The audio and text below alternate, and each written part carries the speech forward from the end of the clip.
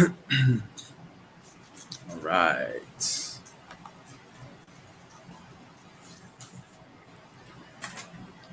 Send the word out.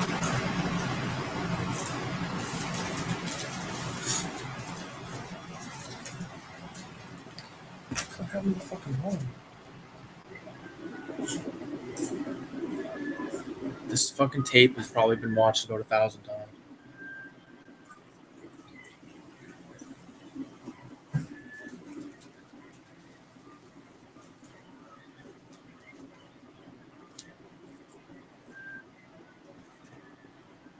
Roll some drugs. What's going on, motherfuckers? Goofy fuck. I see that. You're in Pennsylvania. What the fuck you doing there? Get out of there. Radio, what's going down? Supposed to roll up this joint. Radio, I got a holy grail today. I nearly pissed my pants when I seen it. I was with my little brother, and we fucking went to this comic book shop because he's like into like anime and shit like that, and like he used to be into Magic and he was collecting Pokemon and all that bullshit. But so we go to the spot, and he found 2 books, and I found like some out of control shit. Ah, I see. The Amish got dope. Is there a lot of Amish out in Pennsylvania? Is that a fucking known Amish fucking destination?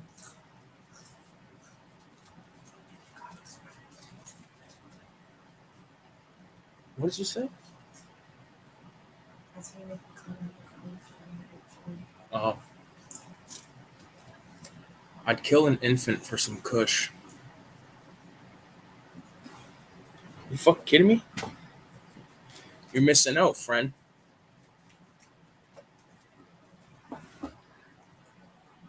Mennonite or whatever.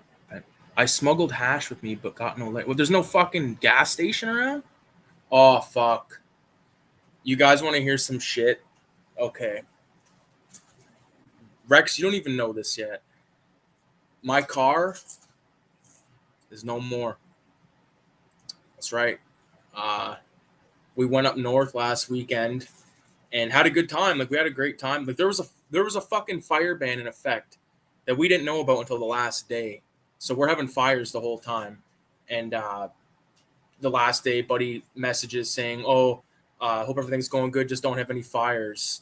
And so, you know, that was fine or whatever. And on the way home, just outside of fucking Toronto, my car started to make this noise. Like, I was driving a hybrid, and the fucking thing, like when it was like almost out of gas, this noise would happen. So the gas tank was full and the noise started happening. So I pull over and shut the car off, turn it back on, put it in drive. It ain't moving. So I panic, right? And fucking Kayla's with me, Oldman's with me, and the dogs are with me. I don't know what the fuck to do. So I start calling tow trucks in the area. I call all these things. I don't have like CAA, or I think they call it AAA in the States, but sure enough, no one is fucking can work on a hybrid out there. We're in the middle of we're like half an hour from Toronto. We're in a place called Bowmanville, right? So my dad's like, fuck it. Yeah, we were north of Toronto, like half an hour. Maybe 45? Okay, yeah, so maybe like 45 away. But which is even worse because now we're even further away from the fucking civilization. None of these like little fucking places we don't work on hybrids, sorry, blah, blah, blah. You're fucked, you're out of luck. All the tow trucks I called, sorry, there's no one in that area. So I fucking end up calling 911, right? Because it's the only fucking thing I can think. Like, it is an emergency in my fucking eyes. Like, I'm stranded here. So, stranded to driving? Yeah. So, fucking cops send these guys, Blackbird, they like patrol the 407, and they get a hold of this guy, and then he has a tow truck. He comes, tows my truck to the dealership, the Hyundai dealership in Bowmanville, and they basically tell me my car is fucked, and it was a fucking nightmare. So, and they were telling me it was going to be all this money, and like, you know, I had to work. Like, I fucking had time booked off for the vacation. I had to take another day off because we had to stay in a hotel in fucking Bowmanville. And the next day, you know, Kayla and my dad, they're like, you know, it's gonna be fine, everything's gonna work out. I stayed up all night basically fucking panicking, and sure enough, yeah, no, your car's fucked. So there I am off to a rental place, and the rental they fucking rented me was a piece of shit. We're driving through fucking Toronto on the 401. All of a sudden, check engine light comes on. The whole fucking car starts did it not start shaking like a motherfucker?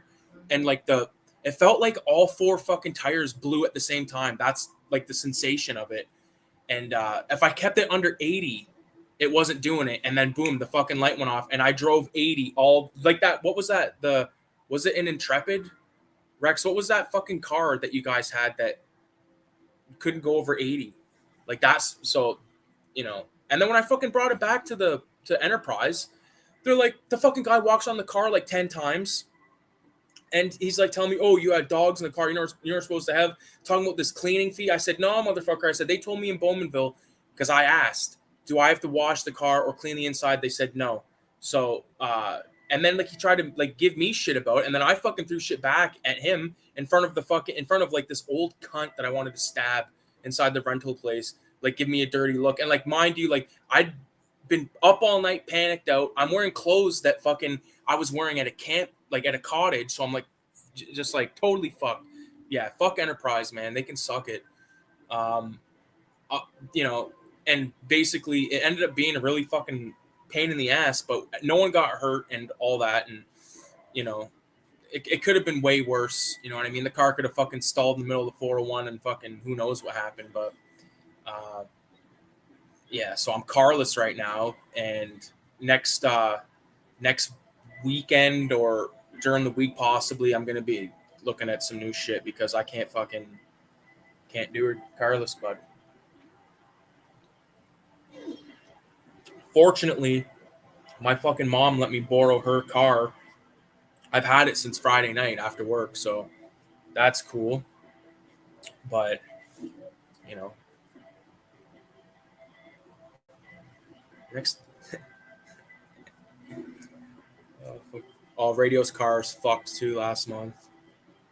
Cars are a motherfucker. Don't ever get a hybrid, man. I'm telling you, because that was Rex. You too, man. That fucking. I hope the fuck that electric car never fucking pukes on you, because like when you're in the sticks and they're like hybrid.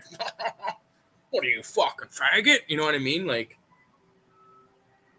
everyone I called, they're like, I might as well have said, hey, can you come fix my fucking flying carpet?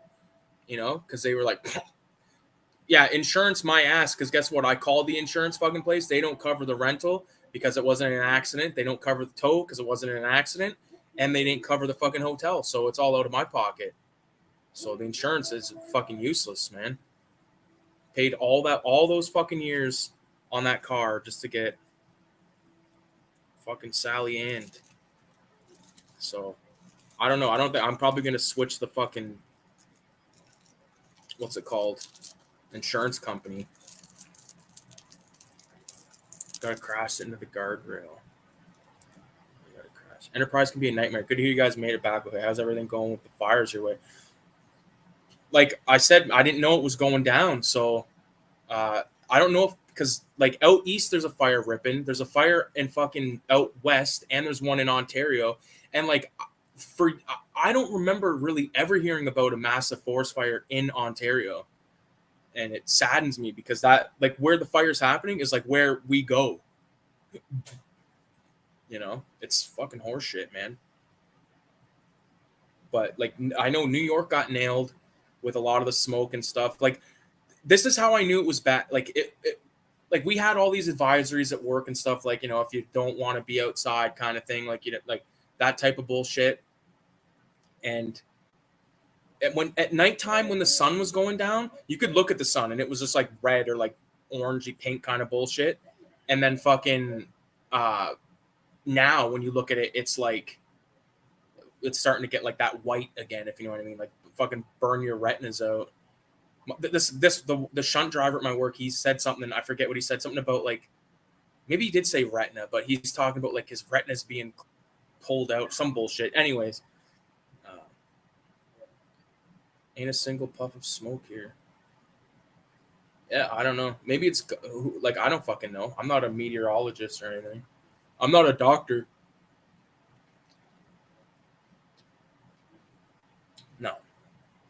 fucking bullshit. Oh, really cool fucking exciting news.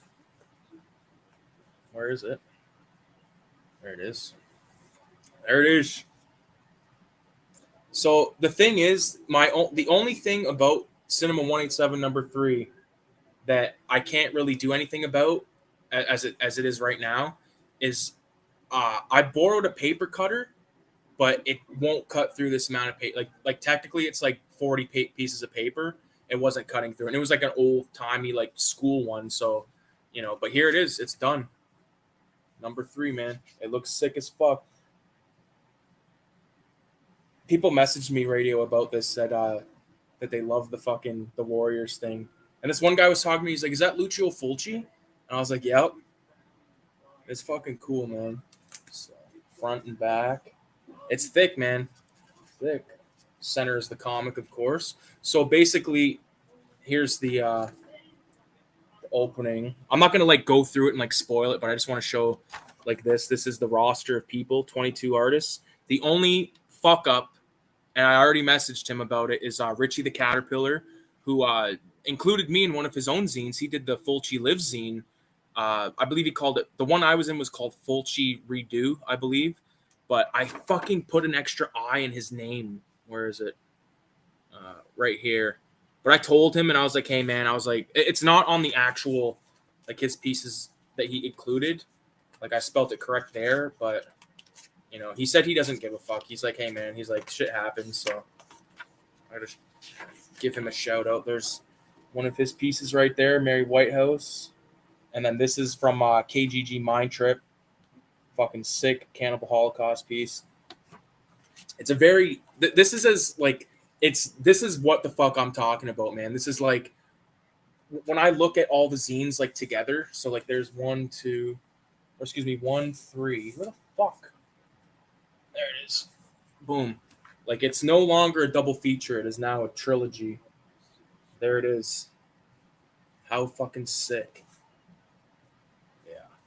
And, like, I want to go with this motif of, like, the cover and the back cover having, like, obviously a Zap Comics homage. This is an EC Johnny Craig. I believe Volta 4 number 30 homage by Radio. And then on the backs of these, like, Radio here with Ghoulies and then me with pieces. Like, I want to continue that. It is fucking sick, man. Like, I'm really low. I got to roll some. Oh, I already did roll the dope, so let me smoke it and we'll fucking get talking here. Dead Recliner's in the house. What's going on? Dead Recliner, man. You're now out of date. You're fucking missing out, man. You need to get number 3, bro. Number 3 is in the house. It's got so much good shit. Like, fucking, there's Vomit Tsar and Carl Dahmer. Fucking, who else? Of course, we got Danny B, the Trash Dash. I put his Instagram handle there, Driller Chiller. But that's good. Dunwich Creations, Spark. I'm only gonna show a few more things because I don't want to. There's 2 articles in here. One by Cami of It's Soulful Inks, aka Reader 1717, and of course, Retro or Die, who did a fucking amazing article about Manhunt, the video game Manhunt, and I never can stop showing this. Filthy Ralph working at the hot dog vendor. That is so fucking sick. Yeah, there's a lot of cool shit happening in here. So, yeah. Oh, yeah. That's fucking dope.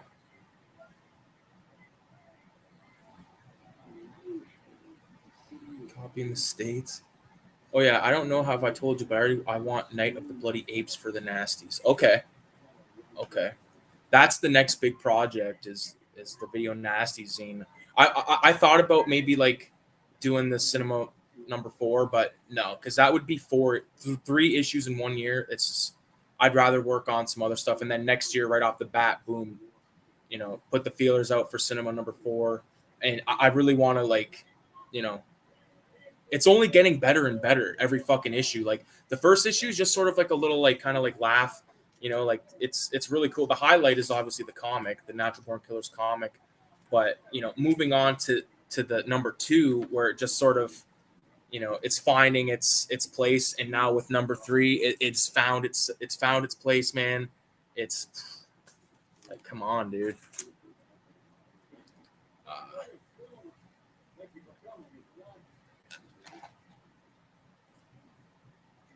Trash Tash is up for the next cover if he wants it, right? If he wants it.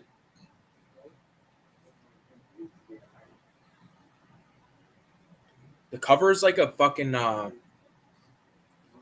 like, you know, big fucking deal.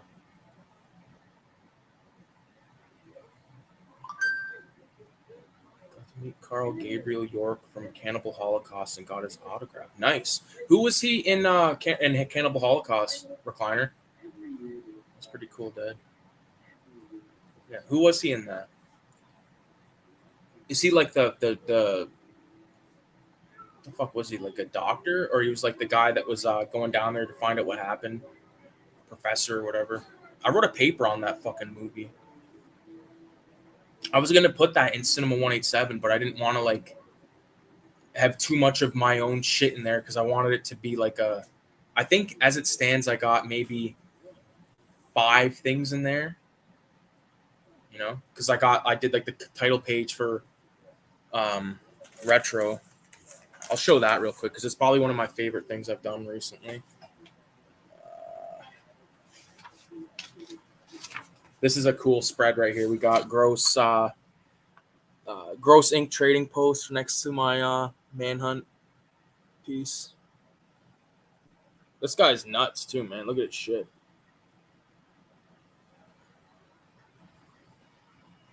Yeah, it's cool. This is like the perfect like mixture of you know, good art and like good articles. Like I really wanted to make a zine that I would want. You know what I mean? It's not catered toward like, because a lot of the zines that are coming out, like on the Instagram circuit, like in the same sort of field, like they're more focused towards like metal, or, like music and stuff like that. Interviews with bands, like whereas I just want badass art and just like maybe some articles about like manhunt, for instance. And fucking Cammy did the article on bat pussy, um, which is somewhere here. Yeah, and we got like there's another Dunwich Creations piece. Like he's very nice about. He's like, dude, just use whatever you want, kind of thing. So VZ's in the house. What's going on, VZ? I just wanted to let you know that Cinema 187 is no longer a fucking twosome. It's now a threesome. There it is. 3 fucking issues of that shit, man. And like the thing is, the other 2 things that are out that like no one has yet is Raise the Dead #5, which is a wraparound cover again, and then the Filthy Ralph Strips collection, which collects 8 one-page Filthy Ralph comics that I did. They're very dense. You can tell there's a lot of ink on the paper there. Even Old Dirty Bastard makes an appearance, so what can you say? Those are available. Of course, 666. This is obviously an homage to Marvel, like a Marvel Bronze Age book. Yeah. I'd really like to do just like a book like that Ralph one, of just like homage covers, but like, shit of my own, you know what I mean? VZ is in the house. Did you see the creep from 6 Feet is doing a zine? I did not know he's doing a zine, but he's in #3. He's a very nice guy. All those guys that have like that you'd think like would never answer a message, like most of them are like pretty cool and they're like answer it. Like I'm talking like 50,000 subs and stuff. Like people like fucking Chad Keith Helsinki, like fucking amazing stuff. Obviously, a lot of these images, there's the creep piece right there. Like, fuck, man. I love looking at this stuff. Mitch's Toxic Art is in here. Art in the Brain is in here. She's from like fucking Italy. I sent out 7 of the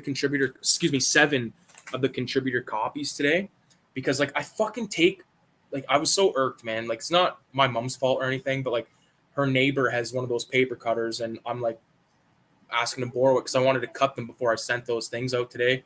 And sure shit, I ruined one of the fucking things trying to cut it because it's too damn thick. I think Kayla was the one that said, like, cut it half, like the one half, like half at a time or some shit like that. But it doesn't work. Like, it doesn't work that way.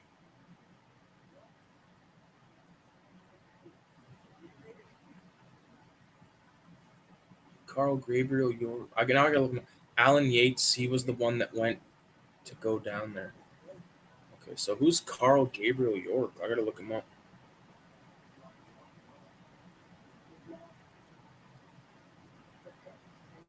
Oh, that guy, Alan, right? Cool, and Alan, you're in the shot.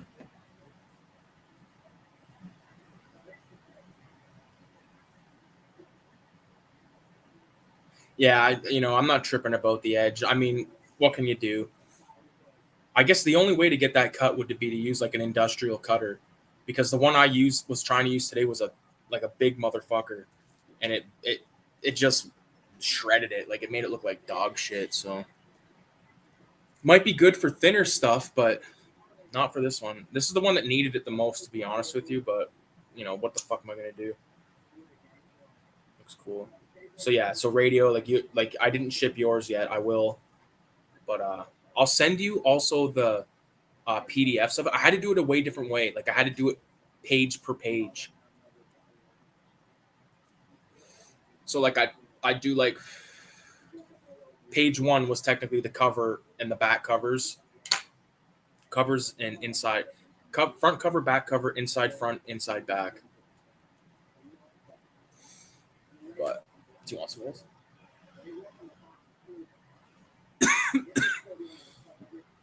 Yeah, radio, you did a fucking awesome job on the cover there. Yeah, it's cool. Probably my favorite thing in here that's not mine is this one, right? This Dunwich one of zombie, because I love that fat zombie right there. He uses a fucking tattoo machine to do his like stippling, which is insane. Where's the ashtray? Fuck. All right, I'll just ash right there for now.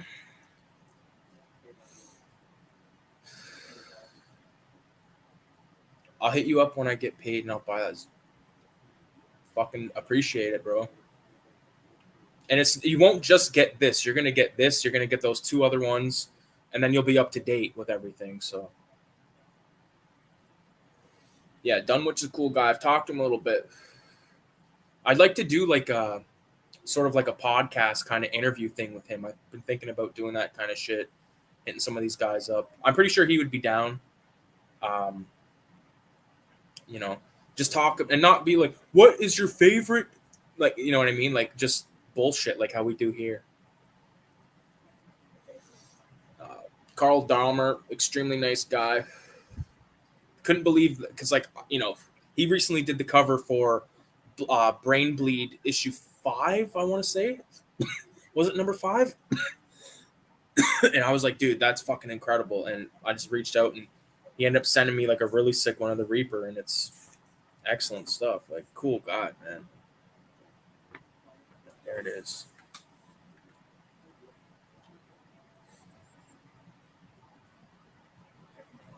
Oh yeah.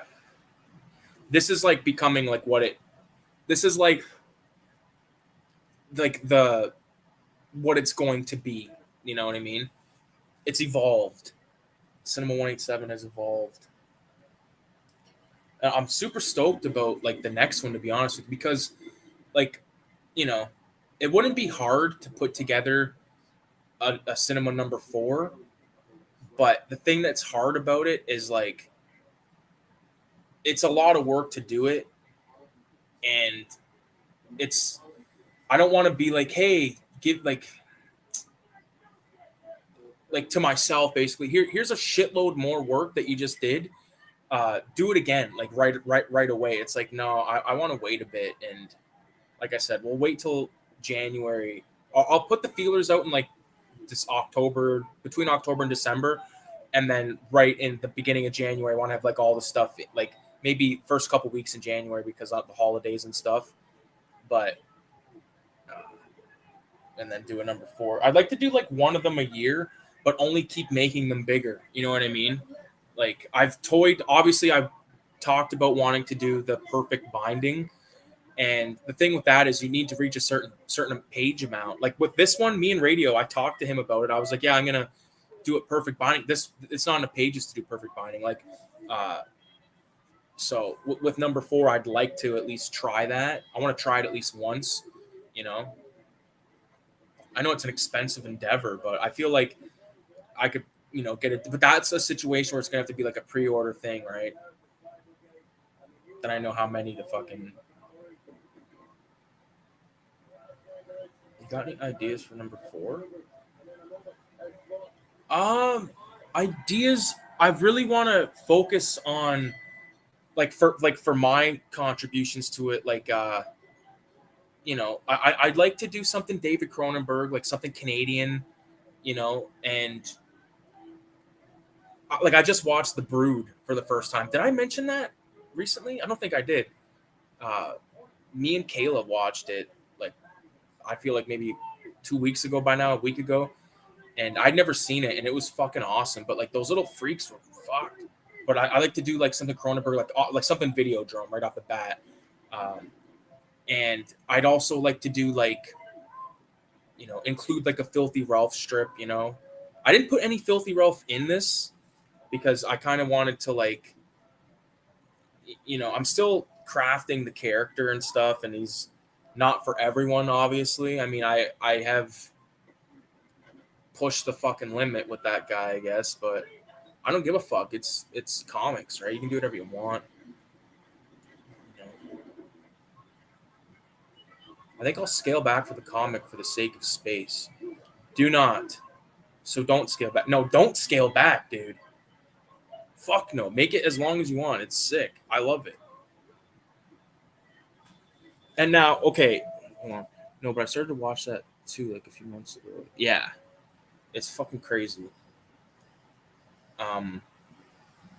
I will say, Radio, my favorite comic so far is the Vincent Price one, but I think like the best done one is obviously the biotherapy one. But the Vincent Price one, it just has now I can finally combine them. Okay. So you have a signature thing, and I don't know if you know it. You probably do. Find it. Fuck's sakes. Just give me 1 sec. Sorry, guys. This guy gave me a fucking full-length comic. Where are you? Fuck, don't tell me. Right here. Okay, so you did this right here with like the everything like setting up to the guy getting shot in the head. That reminds me of your issue 2 thing where let's see if I can find it. Right here. So like that reminds me of this. Like him like loading up the bong and like taking the rip. Like it's like it's so badass. I think you did an amazing job. I know it took you a long fucking time too, so I appreciate it. Big time. I remember we talked about like potentially like having it as like a second like a supplement to it. Like fuck that, man. It's got to be in there. Like that's why like issue 4 like if you don't want to do a comic, Radio, I'll do the comic. But I think that is like a thing that has to be a part of it. You know what I mean? A decent little comic like based off something, because it's just so cool. It's like it's a it's hard to describe.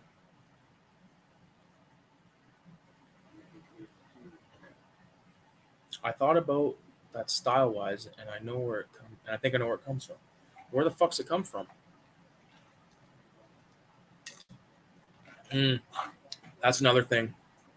My stapler, I think it might be starting to cheese a little bit because I had to put an elastic there to hold like the spacer, like the you know, this thing in place because it was fucking moving back, and I would get like the staple like off center.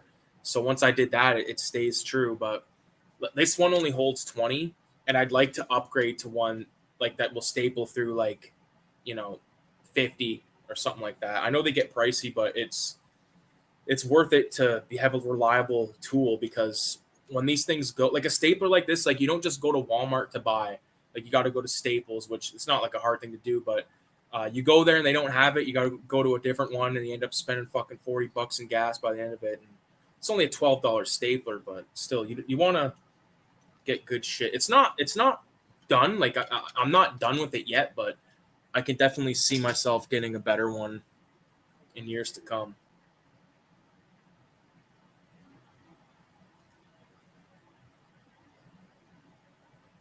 Like all the macro shots in the mid 2000s stuff from like Dawn of the Dead remake. I know what you're saying. Okay, I can dig it. I know exactly what you're talking about. I never seen Requiem for a Dream though, but when you said the Dawn of the Dead remake, I know what you mean.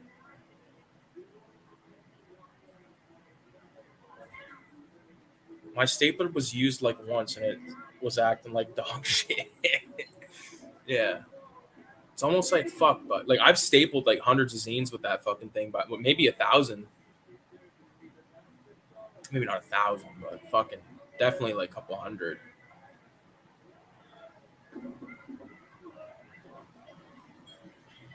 I have actually zines at Odyssey Records. I got to go there and like give them more. But my uncle Mike said he just saw them there recently. So Odyssey Records, you can get Cinema 187 number 1 and 2, I believe, if he has any left at this point. And City Lights Bookshop has Filthy Ralph issue 1 and 2. They got like probably 10 copies of each, which is cool because it's like the shit is out there now, you know, and like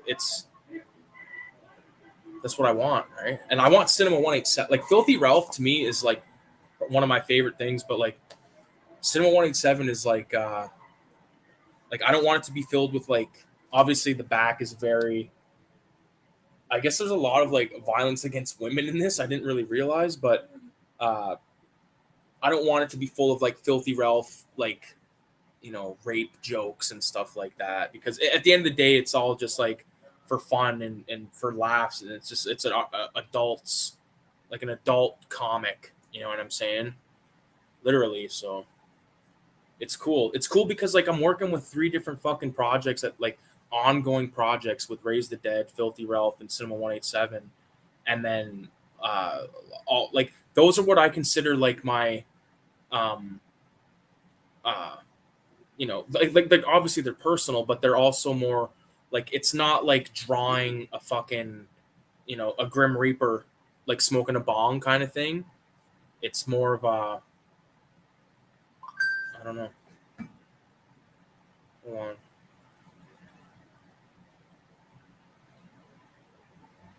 Oh yeah. Oh, shout out to Mitch's Toxic Art, who's in the zine.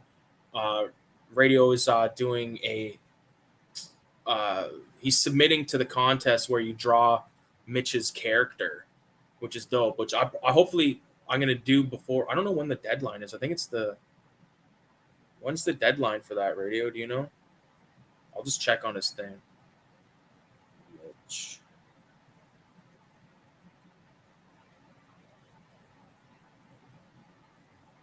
Oh, until July 4th. Okay, fuck. I'll definitely get one done. But like that's the kind of stuff that I like. That's like a for fun thing. It's not like a, you know, a you know, a zine, because a zine is like anything could be put into one. But I mean, you know, I like to just draw stuff sometimes. Like I've drawn a skull about 1 billion times. You know, I don't know, crazy.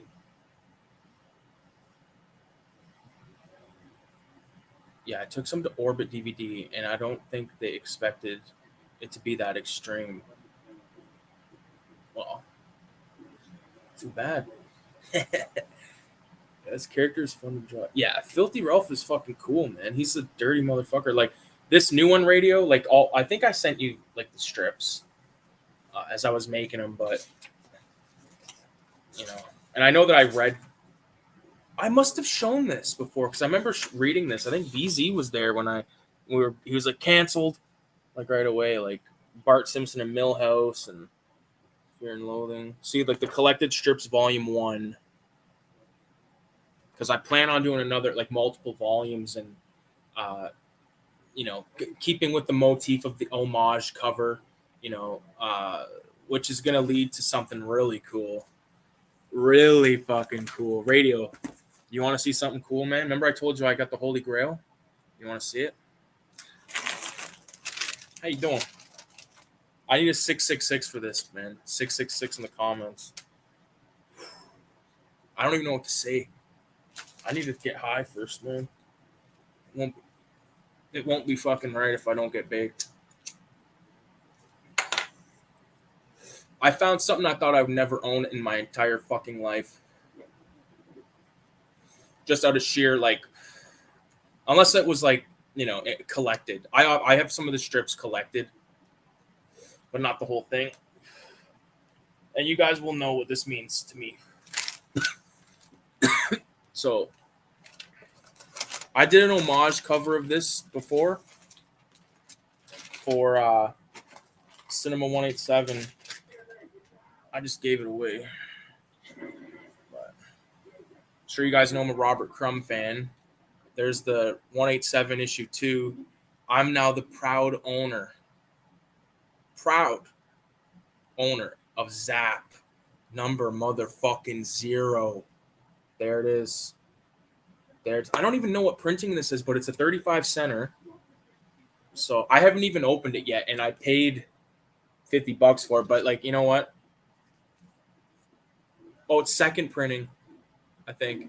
Well, it looks like it says second there. Let's take a look. Second printing of motherfucking Zap Comics number 0. Like, let's take a look. Oh, fuck. First things first, let's open it in the middle and then.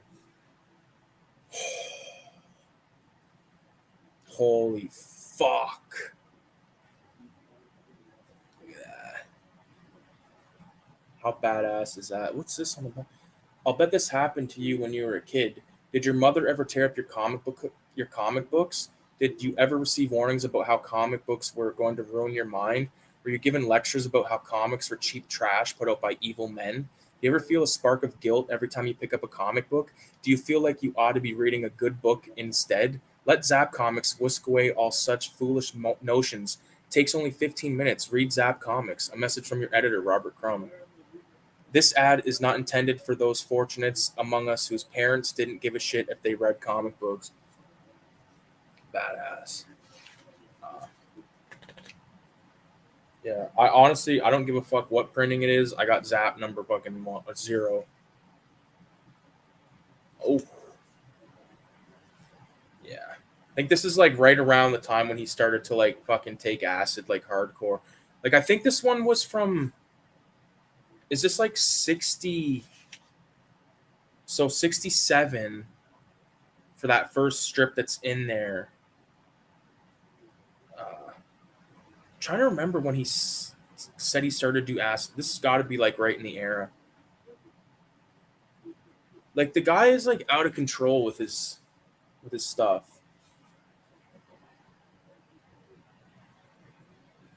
So I think that this one is just Crumb. Like I don't think this is because like the later Zaps are wow, Angel Food McSpade. Like yeah.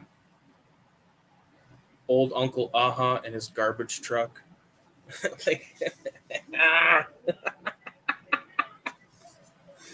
fucking Crumb, man. The comic that plugs you in, so yeah, man. I knew that you motherfuckers would know that this was a must-have, man. For me. I'm almost like considering fucking like getting those, those hard like cases that you put like a rookie card in. Like you can get those for comics, and I almost thought about like getting that and like for all my Zap because I have like a good run of Zap. I think I'm only missing a few issues of Zap at this point. Which stay tuned, and I'll do a fucking video about all my Zap shit. But That's gonna have to be one of the ones where I set up the, you know, the light above the table and all that shit. So fuck yeah, there it is. And if it's the second printing, there you go. That's got to be. I would say it's probably still in the 60s. Like, it's cool because like, you know, like those older ones, like they're not reprints, like later reprints. Like those ones came from like, you know, those San Francisco presses that they had out there. You know, like there was Gilbert Sheldon, I believe, owned a Rip-Off press. Dennis Kitchen obviously owned Kitchen Sink. There's a few other. So Rip-Off, Kitchen Sink, Last Gasp was another one. There's quite a few. The place where I got that Zap number 0, they also had Slow Death number 1. And I have Slow Death number 2, so I would like to get that eventually. And it was fucking by chance because we go in this, we go in this place. Nick's looking at shit. I'm looking at shit. I actually found a cool Vertigo 4-issue mini, but I didn't buy it. But it was called like a Weird War or something like that. And like those Vertigo minis, a lot of them were pretty fucking good. But I'm like looking through these. It looked like it was just like a bunch of sets, and I almost like was like fuck it and stopped looking. But then like for some reason I said, let me check out that box right there. Behind them, all underground shit. All underground shit. Like there's shit that I got. I'm gonna do a haul video eventually, but you know, who the fuck knows when that's gonna happen. But I picked up some choice motherfucking shit.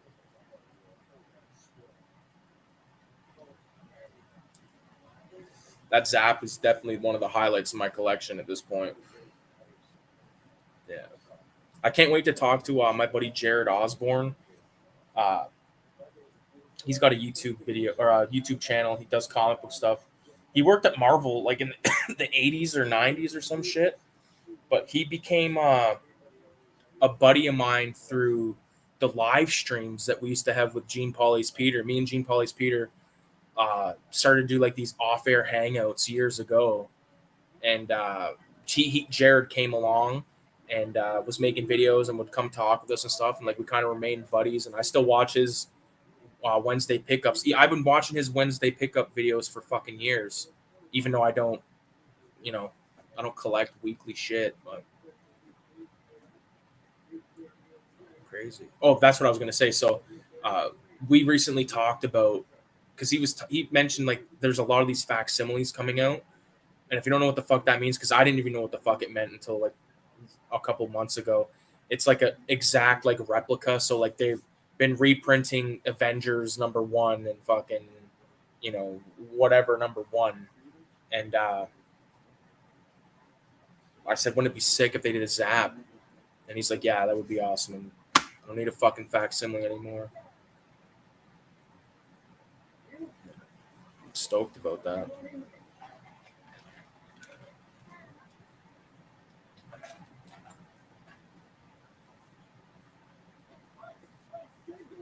I don't, if anyone can guess what movie I'm watching right now, I'll fucking laugh.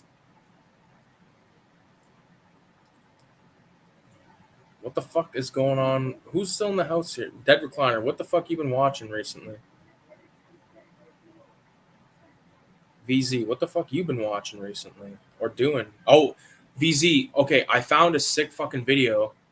Actually, I can't say it's sick yet because I haven't watched it, but I got it like loaded up to watch. It's called "What Happened to Mission Hill," and it's like 40 minutes. How long is it? That's 50 minutes. It's by this guy named Bradley Smith. You should check it out because it could be good. I don't know. He seems to be a fan of that kind of shit from back then. So, because Mission Hill, I'm almost ready to rewatch that show. Fuck, I haven't watched Mission Hill in like shit. Yeah, yeah, it looks sick. And like Snoid, and stuff like that. But like I don't give a fuck about I my I'm like pretty close to a complete run of Zap.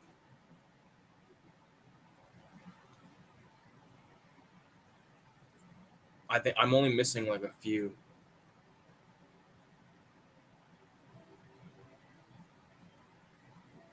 Fuck, I gotta watch that Martyrs film. I Saw the Devil's a good one. Yeah, I Saw the Devil's a good fucking movie. Yeah,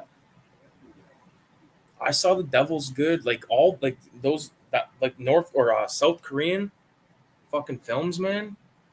They're sick. I think they just brought back Clone High, but I never watched that show, so I don't really know. Clone High was all right. I didn't really give a fuck about it too much.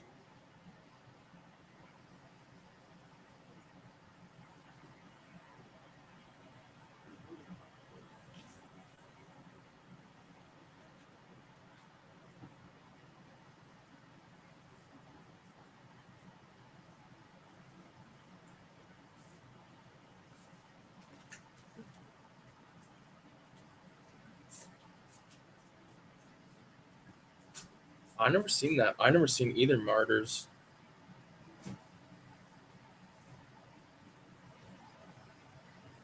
Yeah, I didn't. Clone High was all right. Like I remember, or like this is totally fucking random, but like I get a lot of shit on my Instagram talking about like old shit like from the '90s recently, and like Yvonne of the Yukon, like a clip from that came on, and I was like, what the fuck? I haven't thought of that. Do you remember that show, Cutie? What, pardon? Do you remember Yvonne of the Yukon? Yeah, I love that show. Yeah, so like that popped up, and like I watched the whole intro of it, and it's out of control. Yvonne of the Yukon was a fucking like he was a French explorer, and ended up like he couldn't read a map, so he ended up fucking getting frozen in the Yukon territory. And then like one day, this kid's riding on a snowmobile, and his dog pisses on him, dethaws him, and then Yvonne of the Yukon. Like it was fucked. A lot of the shows back then were fucked. Like there were some weird ones.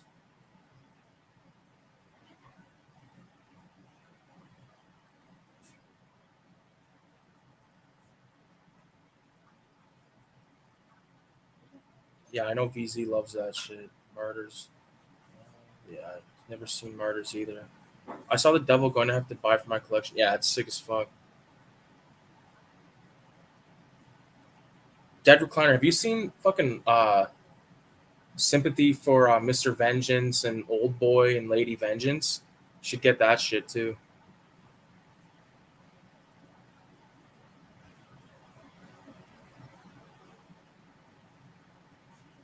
It's fucking super good shit.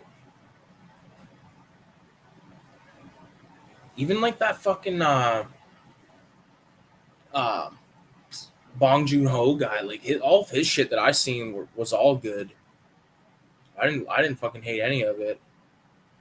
Even the host, which is like should be shit, is not because it's just like a fucking super CG monster film, right? Like it's not anything crazy, but it's good because it's got good fucking acting, obviously good direction. The guy knows what he wants, and when he's working with that same dude all the time, it's like John Woo and fucking Chow Yun Fat, like that kind of team up, you know.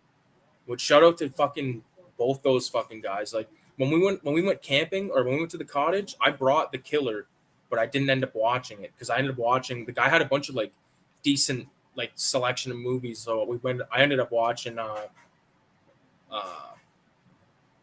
Batman: The Dark Knight Rises, like the one with fucking Bane, which I was like, what the fuck? I'm not big on that one. I don't think it's that great. I think that the Heath Ledger one's the best one. So I think it's like a no brainer for me. What the fuck else did I watch? I watched Hangover 2, which is one of my favorites. And there was one other one. And then we watched Great Outdoors. But there was, yeah, she loves Great Outdoors. There was one other fucking movie I watched. So I don't remember what it was.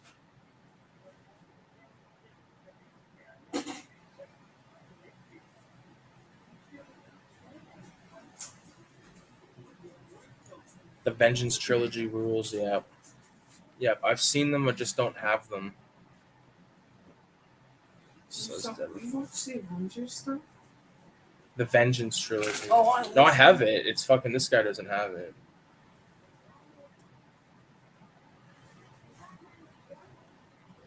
She like looked at me with disgust and said, "You watch those Avengers movies?"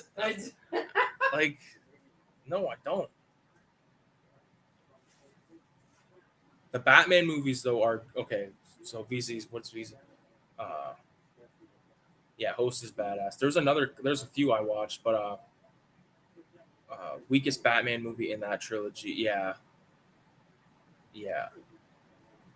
That second one is just so fucking good. Like with the Heath Ledger, like it's just too good. Like mob shit, like out the ass. Like I'll take it.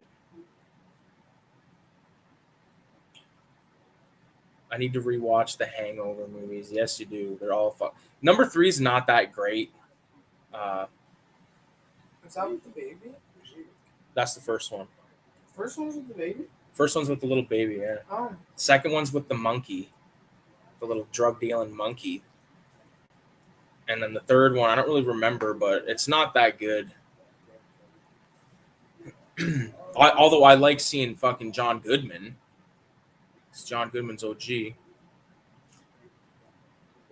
I love it. John Goodman, one of my favorite roles with John Goodman, it's a quick one, is Death Sentence. He plays like the guy, like that fucking guy that works at it's like some kind of like crime guy, and he's just badass in that flick. So VZ needs to rewatch the Hangover movies. Radio needs to rewatch, or needs to watch the Vengeance. You never seen those, Radio? You'll love them. They're good. If you like I Saw the Devil, yeah. I'm going to a drive-in theater to see Eraserhead. Nice. We went and saw fucking Evil Dead at the drive-in. I talked about that, I think, last time, though. Heath Ledger was so good, yeah. Heath Ledger's fucking... Heath Ledger, one of my favorite roles, Heath Ledger, is in fucking Lords of Dogtown as fucking Skip.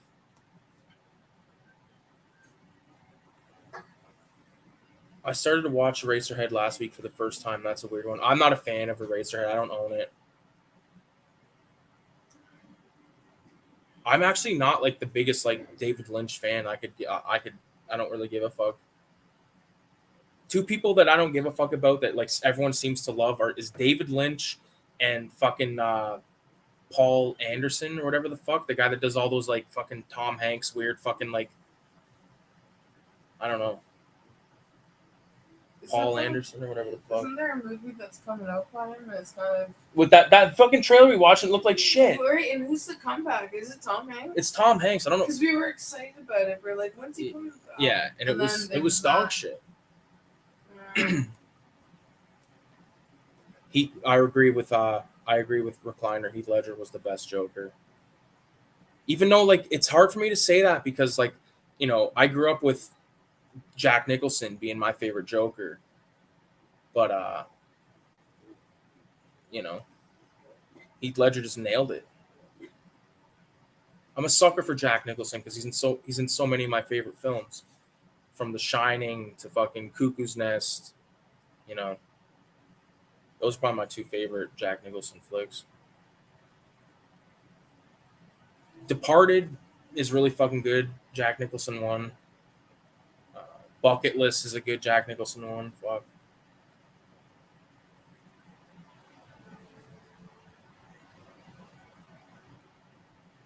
Old Boy sounds really good. It is good. Don't look into it too much. Don't spoil it.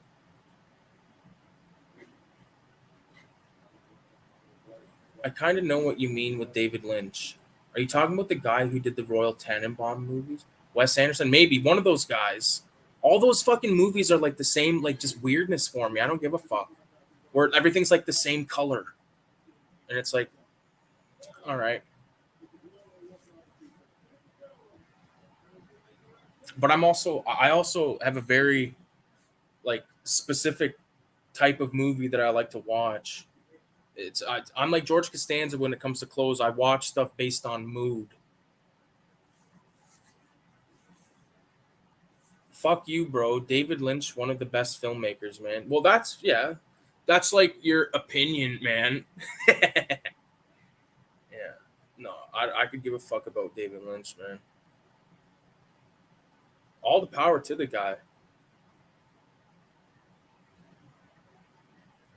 I like Wes Anderson, but I've only seen two of his films. Yeah, see, I couldn't name a single one. Yeah. What else did David Lynch do?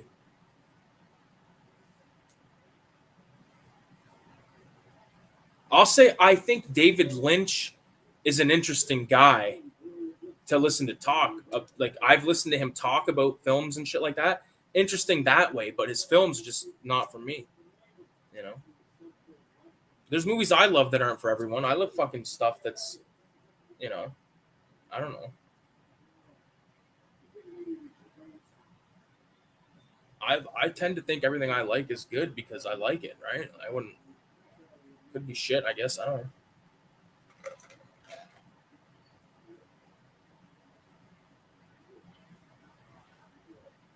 I only like Twin Peaks from David Lynch. I tried watching that like years ago and I was like, eh.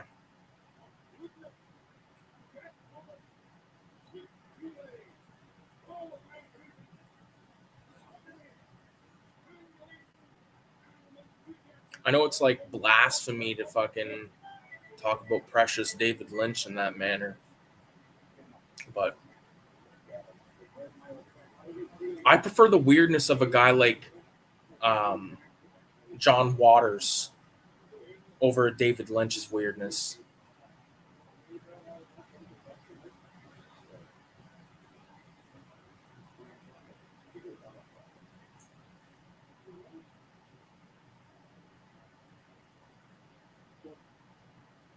Wild at Heart. I've heard of Mulholland Drive. They played that at the Highland one year. I didn't go.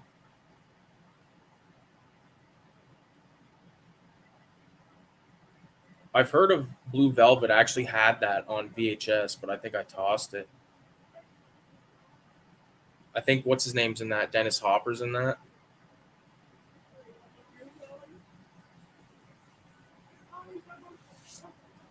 Gangs of New York is at the scene where fucking all those guys are getting hung right now. The guy sells like his mother's fucking locket for like $1. I'll give you $1 for it. So I gotta do the Bill the Butcher fucking impression. What would he say? Like, what the fuck would he say? I gotta think of something crazy he would say. I actually gotta take a piss, you guys. I'll be right back.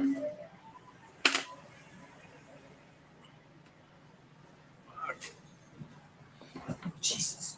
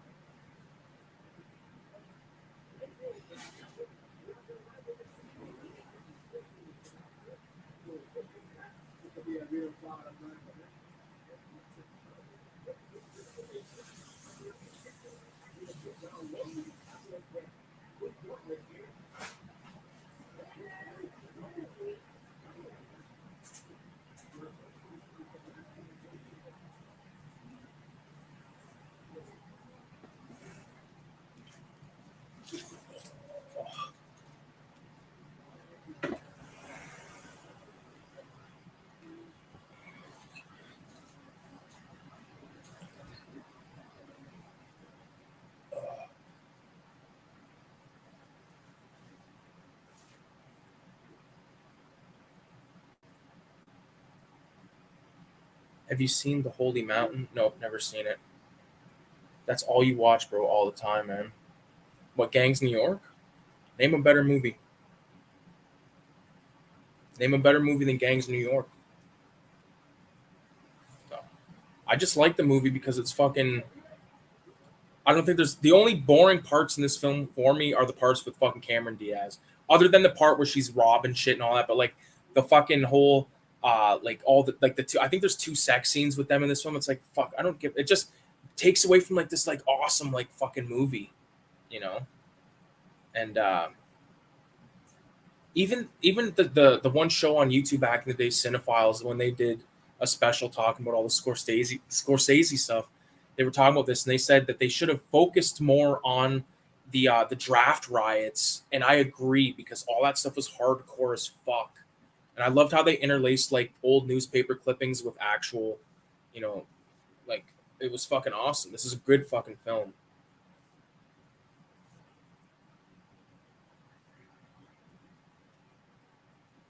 Holy Mountain is super weird and heavily drug influenced. Definitely a psychedelic hippie film. Wow.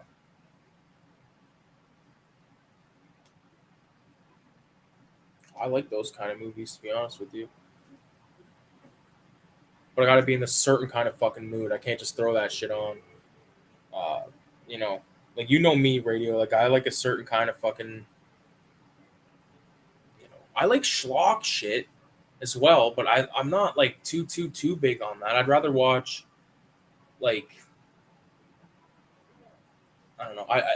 70s is pretty much my favorite fucking era of film for every genre, from horror to fucking exploit, like like Death Wish, fucking okay 70s. Some of my not my top five favorite films, but okay for like exploitation, you got Death Wish, and like Clockwork Orange. For horror, you've got fucking Texas Chainsaw Massacre, The Exorcist. You've got Lucio Fulci's Zombie. You've got David Cronenberg stuff. You got all kinds of fucking. You got Dawn of the Dead.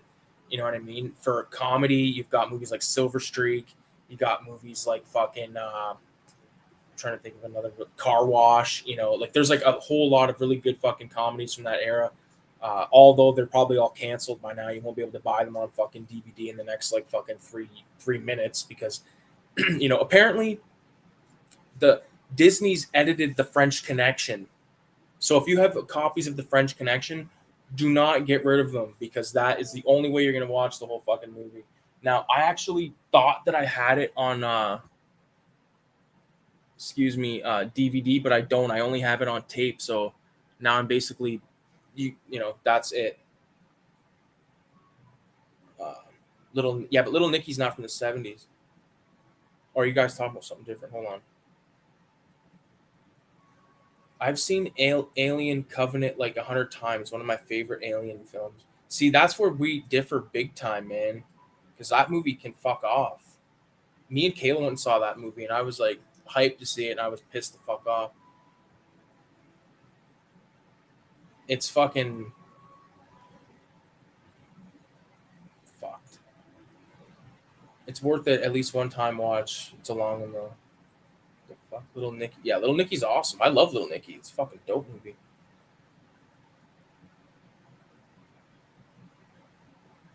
Fuck Disney, says VZ.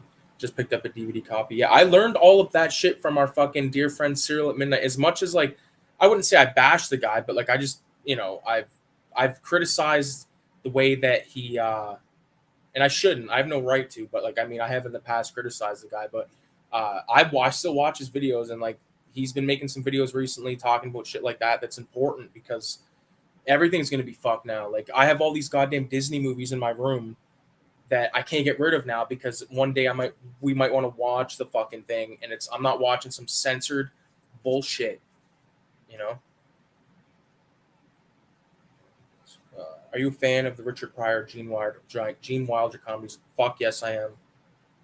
Love both those fuckers. Silver Streak's my favorite one though, hands down.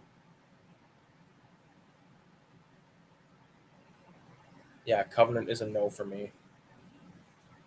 I've watched Serial a good bit. Yeah, I like the guy. I just fucking hate. Like I just don't understand why these motherfuckers. Uh, like risk it all.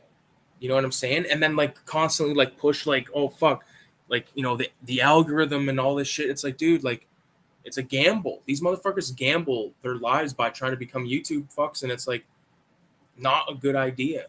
I don't think. Obviously he's comfortable, but I'm just saying, like, I don't want to see anyone get fucked over. Like, you wouldn't want to have to see the guy like start selling his shit off. You know what I mean? Because we all know there's a lot of motherfuckers that quit their jobs and all this shit just to think they're gonna make it big, and then it's constant. Like, as soon as this video starts, it's like the ball trimmer, and then the fucking shitty game ad, and like all that fucking bullshit, dude. Streaming companies can censor anything. Yeah, and it's ridiculous. Like even like the fucking what's it called? That one Eminem song called "My Band" has like become popular. I see it all over fucking Instagram again. But like I watched the music video for it because I haven't seen it in years. And at the end of that, he's like basically doing like the equivalent of blackface, but for Spanish people. And he's like, my salsa, like all this salsa shit. It's like, dude, I'm surprised they haven't lost their minds over that yet. Every motherfucker was saying that back then. Every motherfucker was doing that salsa shit. My salsa.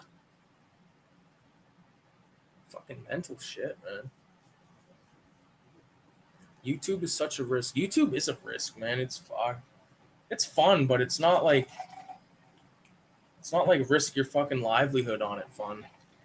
But, yeah. It's fucking crazy. All the power to motherfuckers that want to do that shit. My salsa. It's crazy when you think about how many fucking like channels you thought were just gonna blow up that didn't. You know, like back in the day when there was the fucking the Game Chasers, which was like a video game collectors. These two video game collectors like collecting video games and shit. I don't know if you guys know it, you know it. If you don't, you don't. But they just like they went and did the fucking thing that the Angry Video Game Nerd did, made a fucking shit movie, and now like they should have been focusing on continuing what they were doing, which what people wanted to see, not fucking, you know. I don't give a fuck about a movie you want to make because like how many years did that fucking thing take? Same with the Nerds video. Like I'm not fucking sticking up for either of them. Like both of those guys took like years to make a fucking movie that wasn't even that great. You can see both those movies online, like no problem. I only do YouTube for fun. I'm not good at it, but it's fun. It doesn't. You don't have to be good. All you have to do is just be yourself and fucking, you know, that's it. Just be yourself and yeah. So many channels have disappeared as well, man. I agree with that. And like now, like I look at my subscription thing and it's so fucking like so much stuff that like I know that I'll probably never get to. Especially if you follow, like I had to unfollow like any kind of like news thing, like anyone that like was like a commentary thing, because it over the last couple of years it just went to dog shit, man. It was just like I don't know, not even like it wasn't like I was an active like listen like like I'm talking about the era that came after like Leafy and all that bullshit, like all those like super hardcore fucking, you know, like the last era of people like saying shit without like double thinking. Like now, like everyone's in a constant state of like being careful what they say. But back then it was like, you know, hilarious. People ripping on people, all that stuff. It was part of the game, right? It was part of it. Now, if you fucking, I don't think I could ever make money off YouTube because I swear too much and like they don't monetize swearing and I can't, I'm not going to bleep myself. Yeah, my watch later has 300 things in it. Yeah, fuck, me too, man. Yeah. Like I follow like Thrasher magazine, YouTube, and like fucking Trans World skateboarding, just like that type of shit.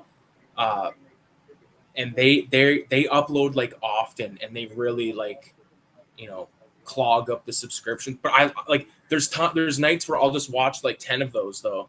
You know what I mean? Because it's just fun. You know. Same way people watch sports. Like I think skateboarding is like cool as fuck. Like I wish I could do it. But that's kind of why like because I consider like skateboarding and like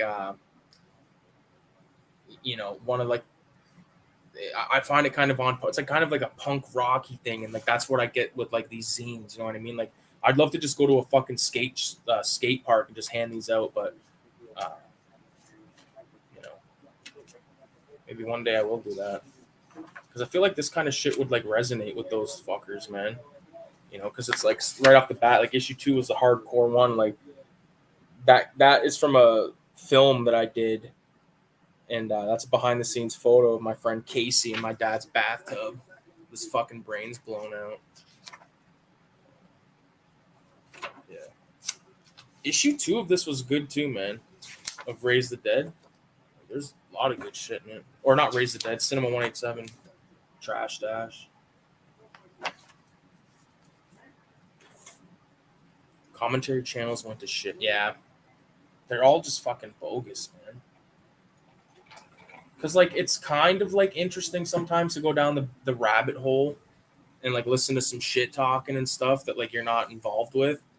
But it gets to the point where, like, they know that is what's selling their channel. And so they make, like, fucking 50 videos on the topic. And you're just like, dude, enough's enough. Don't give a fuck.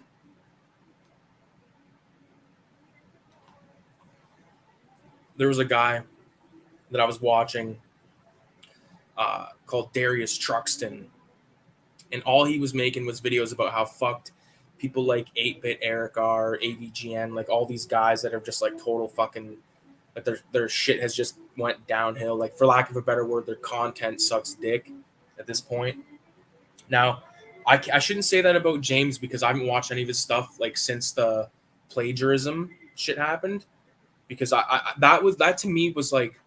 And I got to shout out Red Cow Arcade, which is a great YouTube channel. They make lots of good videos, but they said it best. Like it was like him being like like he was like lying to the fans, and it was like, dude, like James, it was one of the biggest inspirations in my fucking life. Like I went to film school, like with his success story in my head.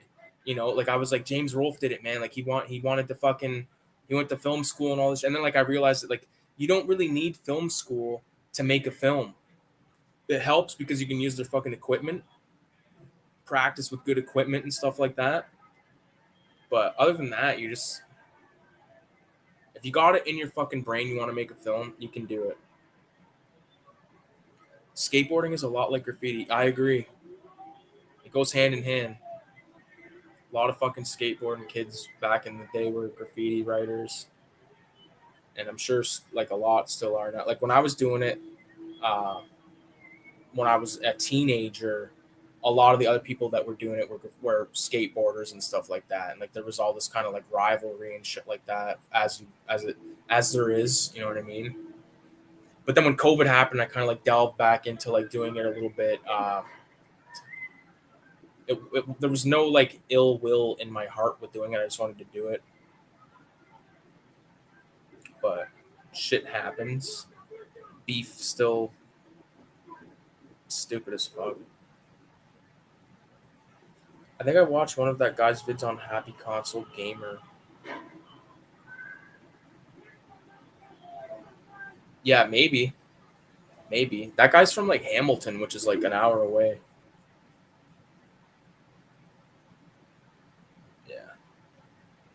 Happy Console Gamer, I like those guys, but I just don't like the fucking,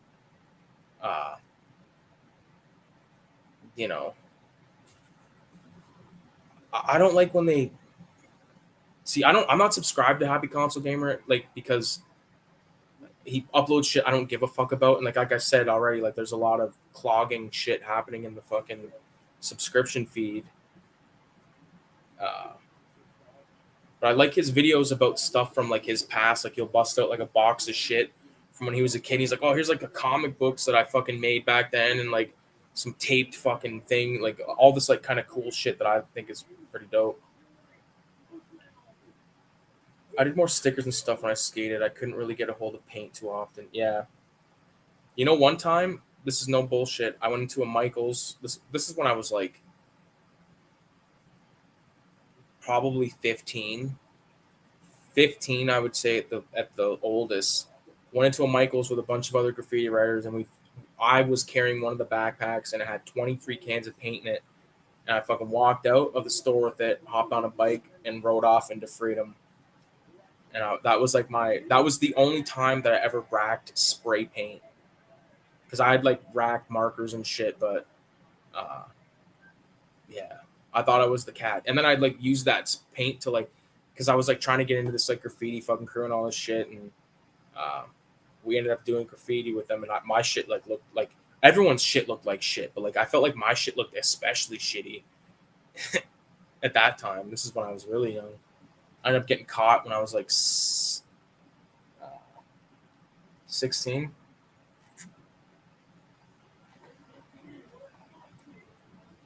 And then I didn't do it again for fucking until 2021.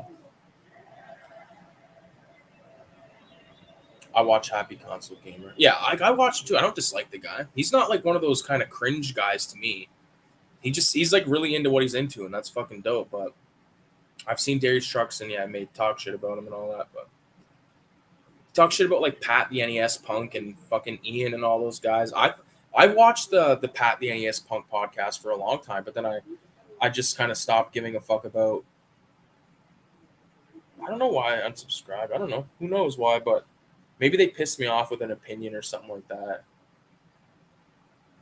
But, yeah, they had a lot of good banter and stuff. Except that's what it was when that like Amico fucking thing came around. If anyone knows what I'm talking about, the Television Amico, like all that, like everyone was just making videos on that, and I was like, no, I don't give a fuck about that. And I unsubscribed from like tons of that type of shit.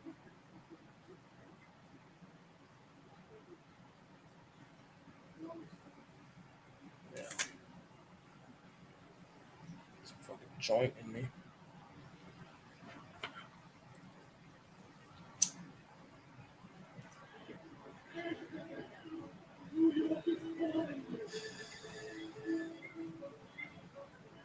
I want to fucking I actually tried to make a video tonight earlier, but I must have tried like 15 fucking times. I kept fucking up, and I was like, no, next, and then like if I looked at my SD card, it's probably just got like 50 videos, like 50 10-second videos, because I would be like, hey, it's Ricky from, like the intro was supposed to be, hey, it's Rick, what's going on, everybody? It's Ricky with Video Homicide here on behalf of CINEMA187, but I kept fucking that up. I would say, Ricky here with CINEMA187 on behalf of Video Hom, like, you know, and I could have edited the fucking thing, but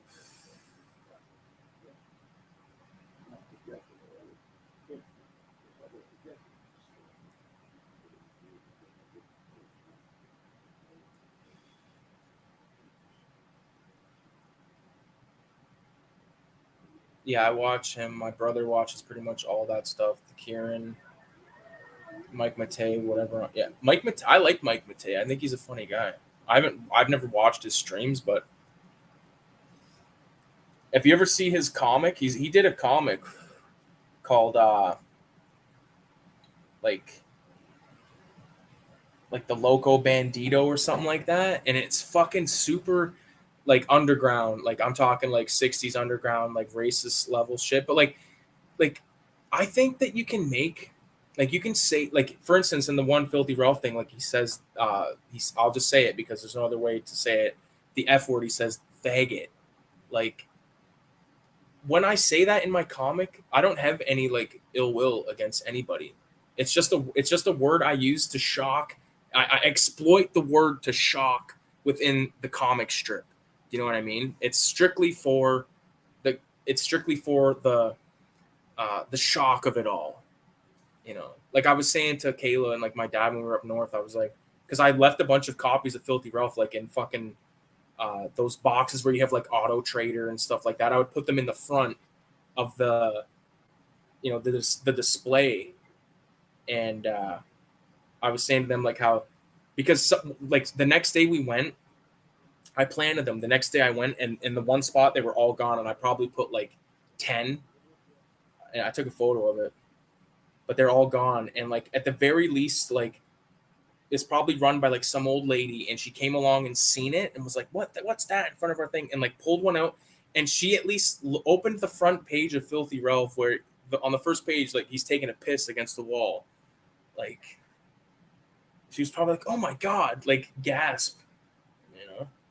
And that's funny to me. Here it is. Yeah, this one I fucking just riddled with them. Like, look at the Filthy Ralphs in every one of the boxes. Every one of the boxes. There's 1, 2, 3, 4, 5, 6, 7, 8, 9, 10, 11, 12.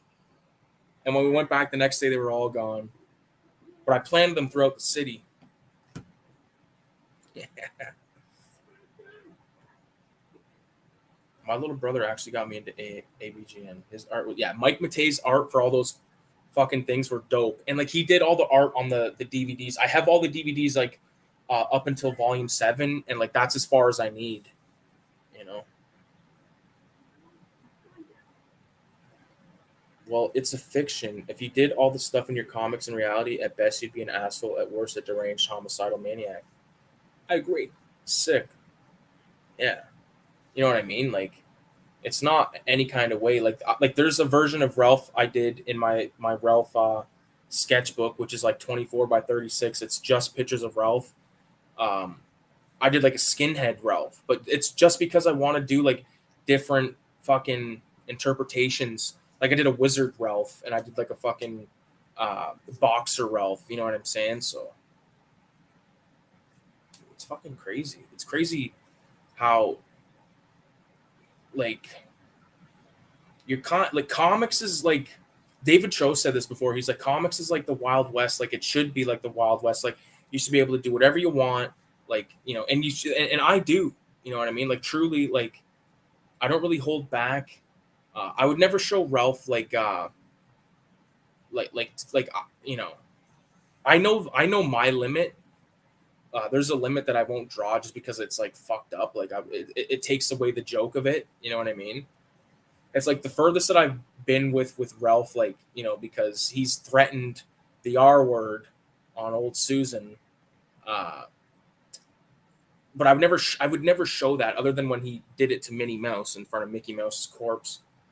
And that was in Raise the Dead #5, which is right here, which I'll gladly show you now.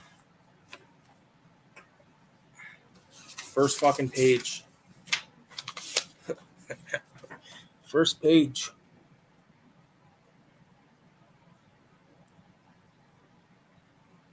Yep.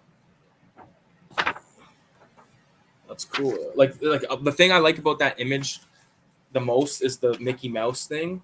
So I sort of like ripped that and coined that for the back of this Ralph strips book. You know, I don't fucking know. This is fun for me, man.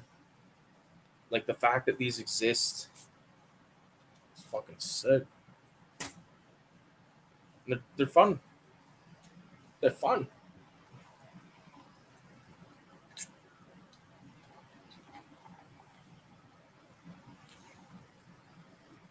Fucking right.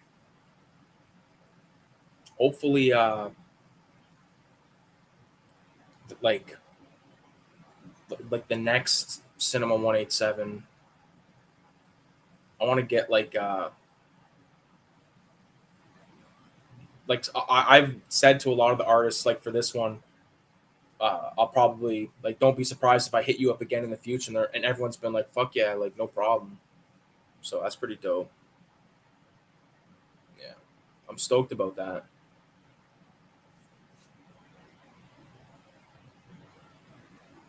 But again, like the video nasty things, I've only done 2 of the videos for the video nasty thing so far, so it's good that I started way back here as opposed to closer to October, because fuck.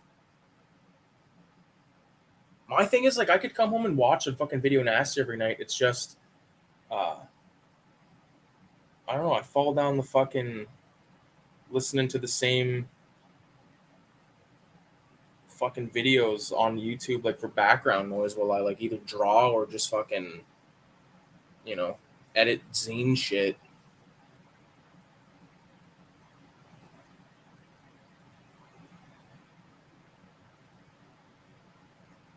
Moonstone's here. What's going on, Moonstone?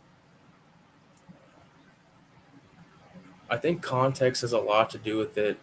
That's an atmosphere. Oh fuck. I think context has a lot to do with it. That and atmosphere. That and atmosphere. Like it's hard to compare Johnny Ryan to Francis Bacon. If they swap content, it would have a completely different effect. Yeah. Francis Bacon's a sick fucking artist, by the way. Look him up.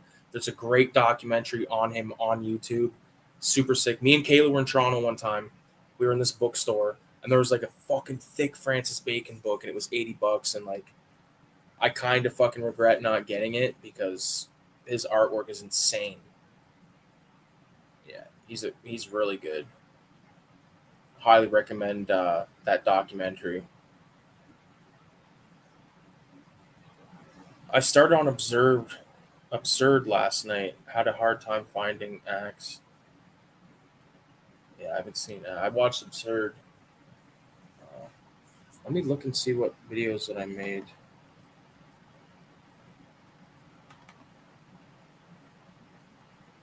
I did one for Absurd and I did one for Evil Speak so far.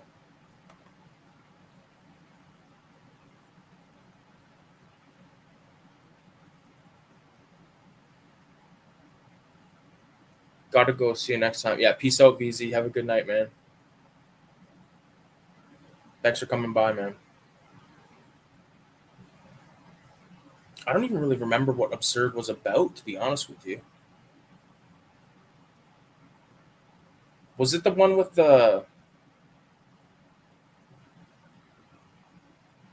Was that the one where like the guy's like intestines like would get ripped out when he's going over the fence, and he like stalks that fucking family?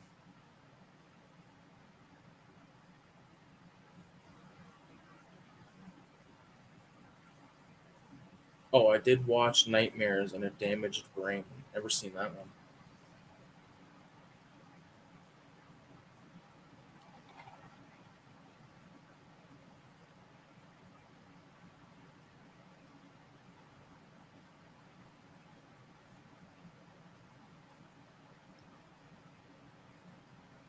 Yeah, and the priest is also a biochemist. Yeah, I remember that one. I have the video recorded. I'm gonna post it closer to well when it's video nasties month. There's videos that I already did. Tell me if you think this is cheap. Videos I've already done for certain nasties. Like, would it be cheap if I re-uploaded those? I think it would be because it's not like a fresh take, and I want to like I don't know. I feel like I'm if I did like do videos like I've done videos on Fulci films and stuff that I want to redo. You know, so I don't fucking know. I think you'll like Nightmare, but it's rough like Henry Portrait. I like Henry. I love Henry. Me and my brother watched Henry. Actually, me and my brother hung out today. It was fucking awesome. But we watched Henry recently in the last couple of months. It's good. It's obviously hardcore, but it's still good. Like leading up to the point where like they get like it's a like because when people talk about that, it's like yeah he films his murders, yeah, but there's like a whole like fucking huge part of the film before they even get the camera. Like the lead up to that is like hardcore. It's the fucking movie's insane. It's awesome. I actually don't own that. I don't even own a DVD-R of it. If it's on YouTube, I'll fucking rip it off YouTube. I'll look it up right now. Got my keyboard, my wireless mouse. I'm fucking ready to go. All right, let me just check it real quick.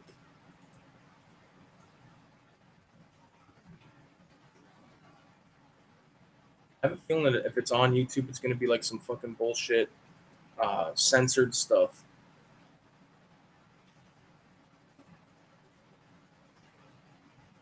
But you could buy or rent.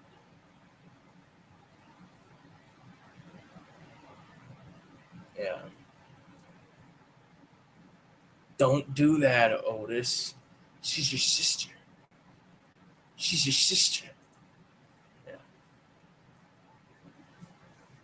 Oh, there's a lot. Like, let me look up the list. I know I did like a Google. I did like a Google Drive thing, or a Google Docs thing. What the fuck is that? Oh, let's see what's in here. Video Nasties project. So absurd. I need to mark that I've watched that one on here. I'm gonna do that by like just highlighting it or bolding it actually. Anthropophagus. I've seen that, but I'll have to. I don't know. I don't know. I might just fucking re-upload those old videos, and I can just delete them like the old ones. Maybe I don't know. But I do have that. Axe, no. Bay of Blood. I've seen that. Beast and Heat. I recently did that video. There's still quite a few I haven't watched. So, okay. So, what one of the ones that you wanted again? Radio.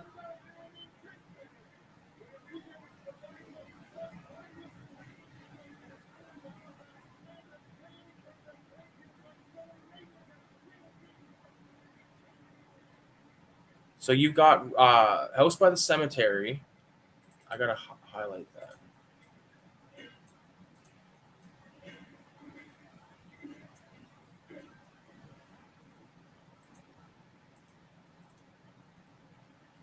I know that you've requested another one.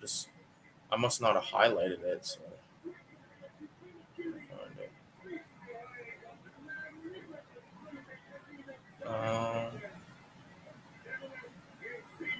Fuck's sakes.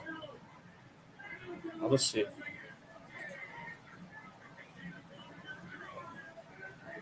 I really like Night of the Bloody Apes. It's kind of like Blood Feast as far as early one. Mardi Gras Massacre.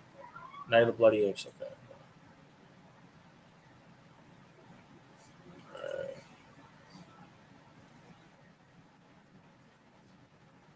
Radio dibs. Radio, you gotta take out like so far there's only like fucking 6 of them picked. You gotta pick another one.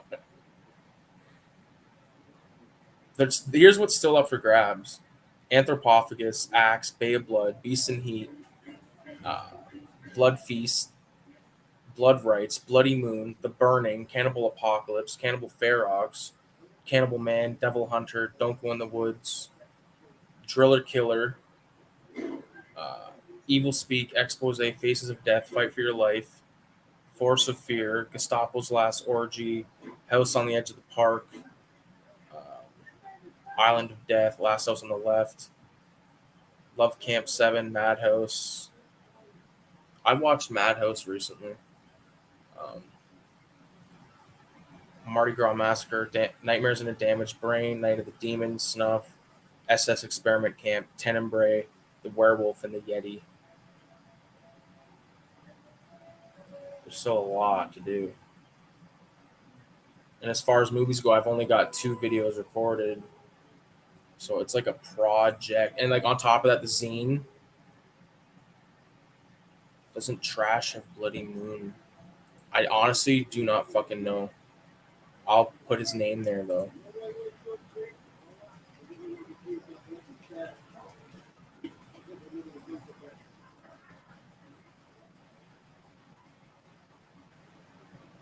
Hold it. Yeah, Trash Dash is working late because I was talking to him earlier. And he wants both of those ones? Okay.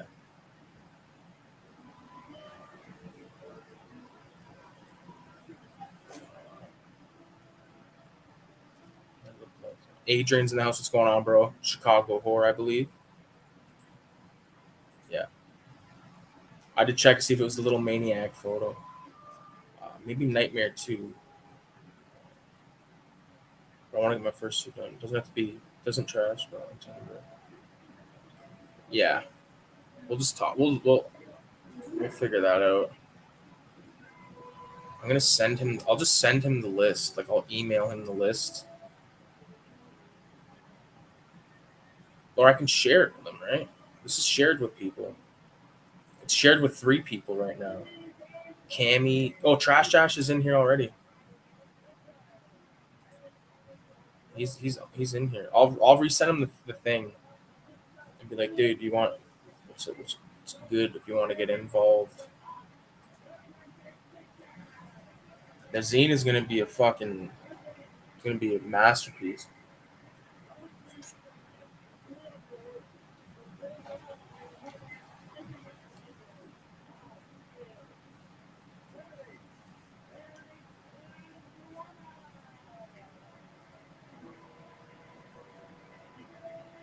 Yeah, because he loves his Franco. Fucking eat it cheesy. Eat it cheesy. Like, the thing about making these fucking magazines is you can pretty much do whatever you want on this level, and you don't have to really worry about like copyright. I care about using other people's art. I always ask permission. Like, there's nothing in there that I didn't ask for.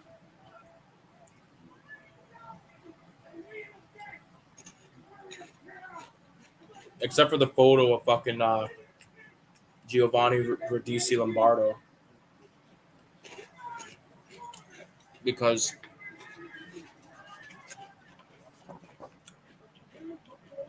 there it is. Dedicated.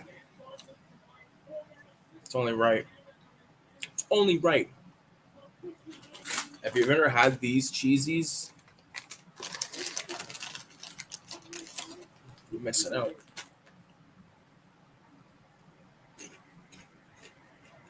I don't know.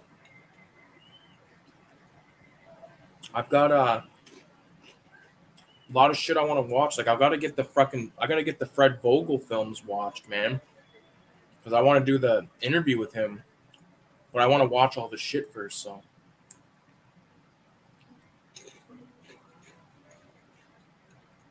A lot of shit I gotta watch. On top of that, I've been wanting to rewatch Sopranos. I've been wanting to rewatch Oz.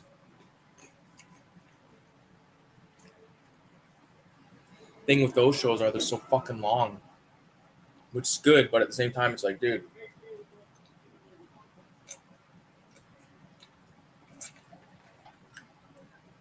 Thought about doing like an episode of Sopranos and an episode of Oz, like in like every night.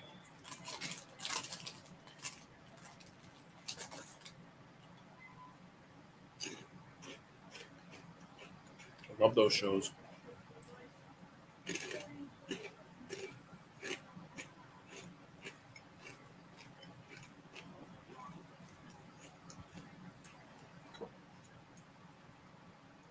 Oh, radio. If you've never checked out Chopping Heads Zine, check them out, man.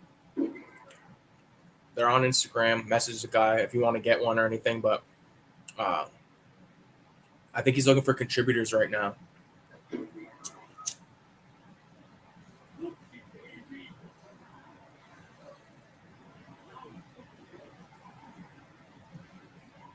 Same with, I imagine,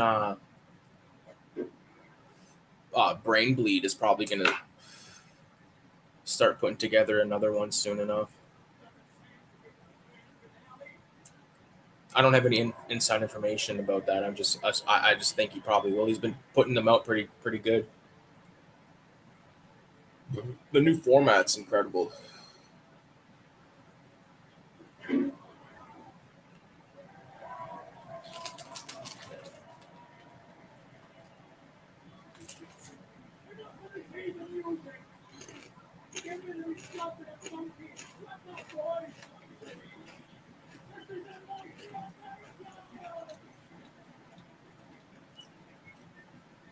Yeah, I've seen that they're going to re-release this shit. I think it's Unearthed that's putting it out. So you just message him to get a copy? Yeah. That's what I did. Let me just double check that. I'll see how it went down.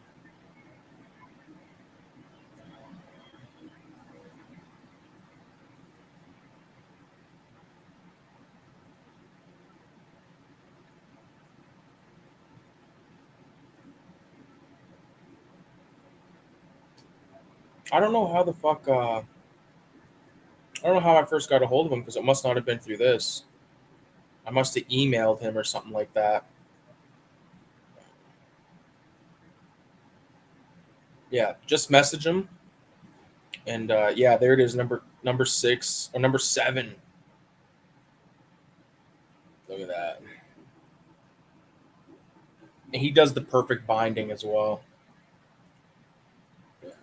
I got the Ozzy Osbourne piece in issue 6, which is sick, man. Like I wish I could get everyone's fucking zine, you know what I mean? But it's impossible. I don't know how. But it's cheaper to get zines from the UK than it is from the US. And I'm on the same continent as the US.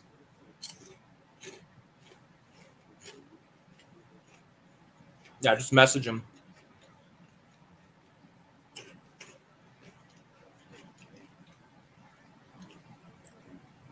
They're really well done. I sent Brainbleed some art, so that might make it for his next one. Dope.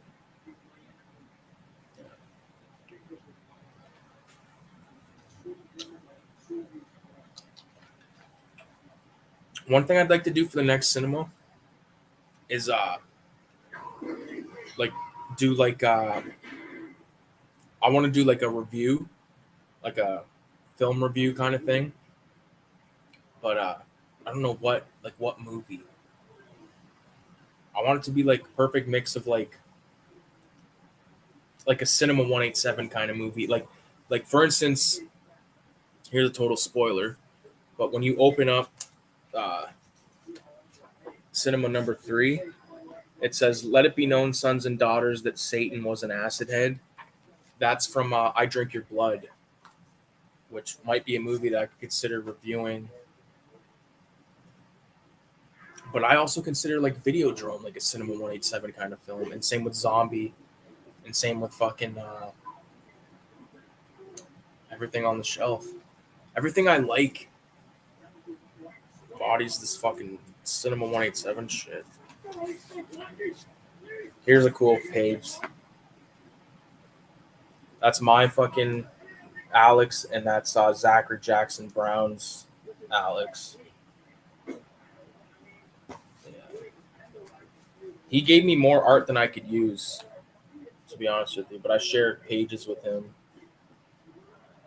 Which is cool. He's a great artist, man. Very generous. Everyone, man. Everyone. This is it. It's cool because like they all the covers like look so different. And I love that. And what it reminds me of is like the later issues of Zap comics, like where all the issues are like different artists like on the cover and shit. Like all I want to do is be the editor. That's it. I just want to edit it and add to it, obviously. Like and I just want to make it. Is that a fucking problem? I get off on it. Like I share a page with Radio right there. The rat thing fucking painting. Crazy. It seems like one I would like. It's very metal oriented, right? Yeah.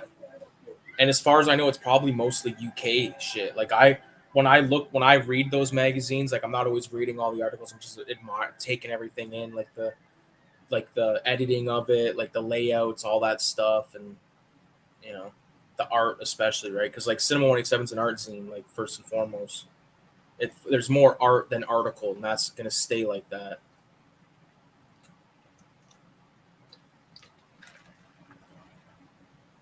Because it's fun, because it's like a collection. It's a collection of all these different art, like just a collaboration, right?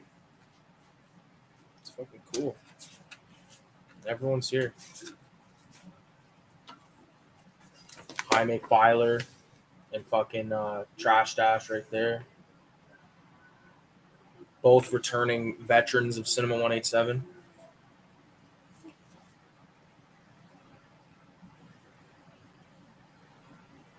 Yeah. Yeah, radio. I'm gonna be mailing you something out too soon. I'm gonna get you number 3, and then the new Filthy Ralph and the new Raise the Dead, and then you'll have everything. And I'll also email you all the fucking files for number 3. It's kind of a pain in the ass, like, to do it that way, but I couldn't save everything on one file because it was like it wouldn't, like, the program I used physically couldn't save it because it was so much fucking information, right? It's just Microsoft Publisher, and we're talking like a fucking multiple page thing. And I gotta get you the Ralph drawing, dude. If you don't want to send me the original, if you just want to like, I would totally understand, and you know, but if you want to send me the fucking original, it'll be framed behind me. Obviously, you know that. I don't think I have any radio stuff behind me. I got shit in front of me though. I got the fucking Gates of Hell. I got the advertisement one. I might switch out the advertisement one. Like, I'm not, like, I'll hang it in my room or something, but I think I might put like the 2-page spread of like the Vincent Price thing where he's taking the toke.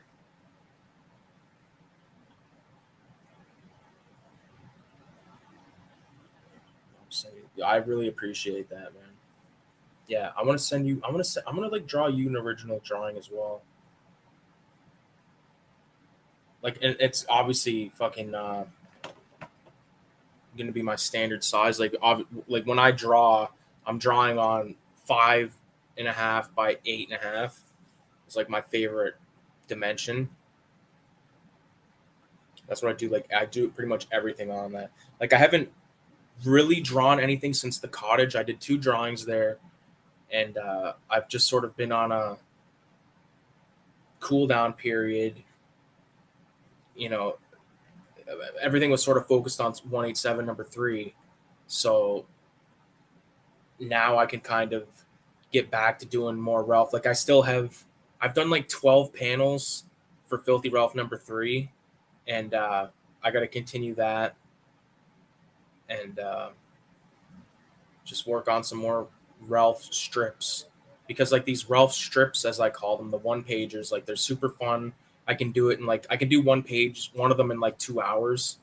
Uh, you know, all I need is a micron, pencil, eraser, microns. My microns, I just picked up 2 sets, brand new, 03 or 010308. I bought 2 of each, and I bought more of these fuckers.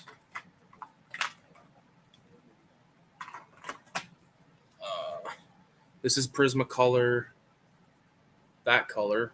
It's like a light gray. And then these 2 right here, because the Filthy Ralph number 3 is grayscale. Like, there's black, white, gray, and then a lighter gray.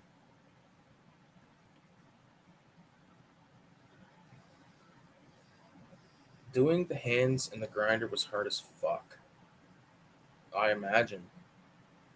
I've just been kind of practicing. I attempted to do the house piece, but that's going to take some more planning. Yeah.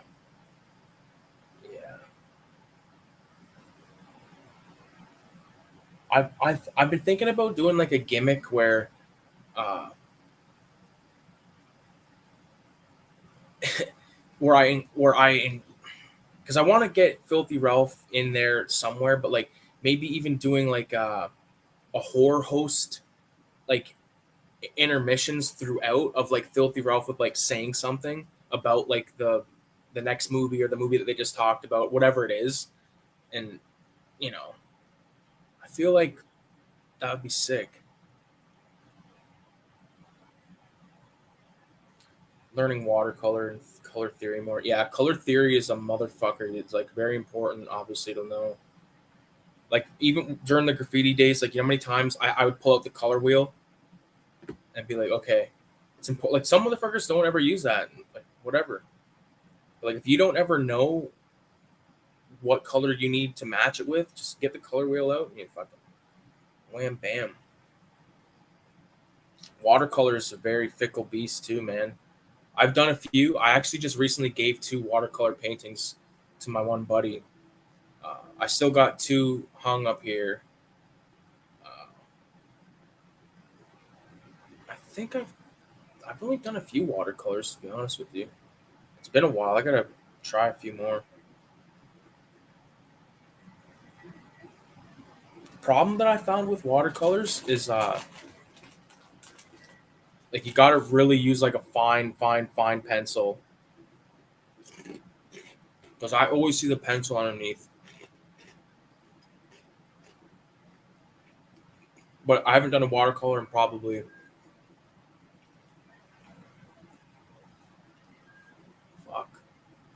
it's been a long while.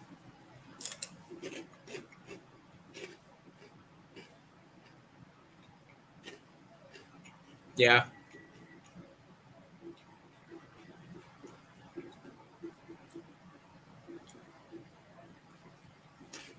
Yeah, like what is it, like the Zorn palette is only like 4 or 5 colors. It's like white, like a yellow, a blue, and like a red and a black, I think. And you can get every fucking color.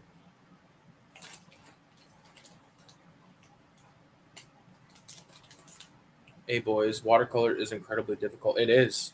I think it is too.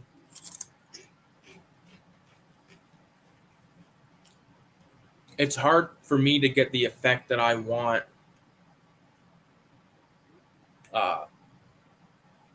You know, because like I haven't practiced it enough at all. Like I said, I maybe done in the last like maybe because I did one when I lived at the house. I did 2 of them at the house, so I've done like 6 in the last 10 years. So not claiming to be fucking some watercolor expert. Not David Cho. Although David Cho's watercolor, some people might not like. I like him. I like the guy. I think he's an interesting guy. I know people have all sorts of opinions on him, but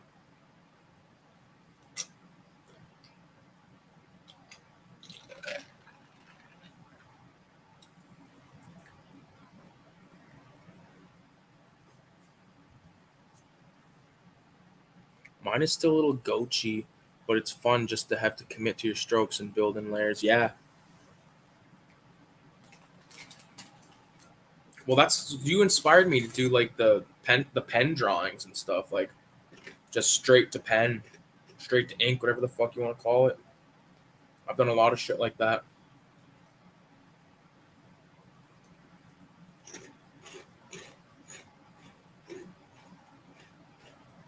Oh, gouache, I think, yeah. Takes a lot of drawing time. If you go over with colored ink, it looks really cool. One thing about the pens that I bought, or the pencils that I bought like a while ago, the Prismacolor ones, that you can't go over top of them with a micron. It just will like fucking coat your micron with wax or whatever it is, and you won't be able to do shit.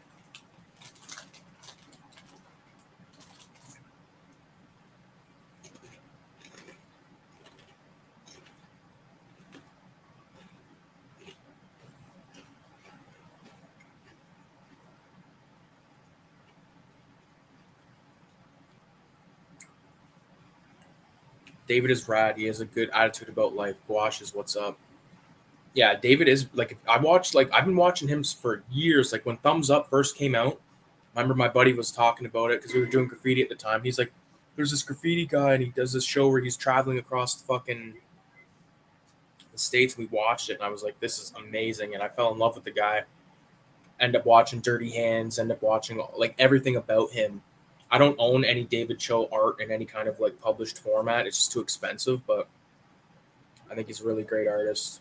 He did it like if you watch Dirty Hands, you see a lot of really good stuff.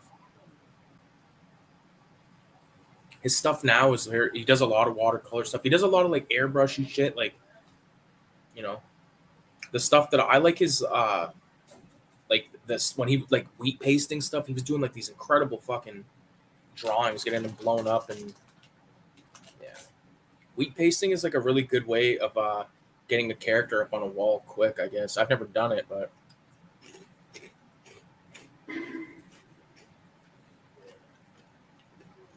we're at the scene in Gangs in New York where fucking Leo is killing John C. Reilly. Didn't mean anything by that shot, boy. You remember me and your father.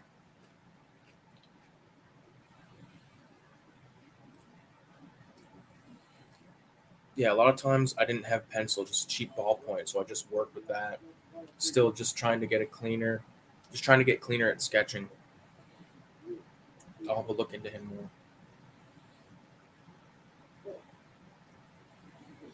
That's interesting. Like, there's even like video, like in I think Dirty Hands, where he like punches himself in the face and makes himself have a bloody nose, and he paints the fucking uses the blood like in his paintings. It's fucking crazy. I don't think that's very sanitary. That's interesting. I had a similar time with Cho. Growing up, etc. I was lucky enough to grab one of his art books like 15 years later. 15 years ago from Chapters. Haha, worth a shit ton now. Fuck yeah, man, that's dope. Wouldn't sell it though. As rad. It's rad as shit. Yeah, fuck no, I wouldn't sell it either. I got that Fuckator that from I believe it's Jason Kearns, his book, and I posted a fucking photo of it on the cartoonist kayfabe thing, and like this guy messaged me multiple times about buying it. And I was like, no, sorry, I want it. I was like, I want it. He was like offering me like old fucking like underground stuff and shit. And I was like, no, man, I think I'll keep this.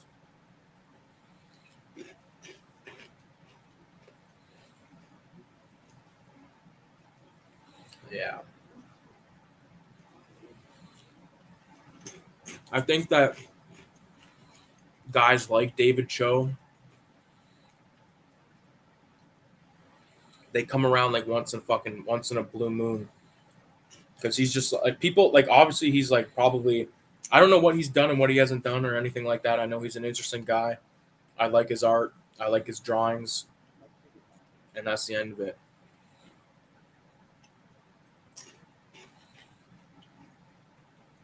Yeah.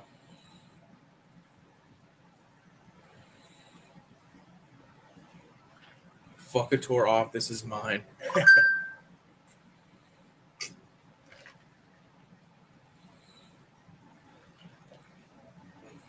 Yeah.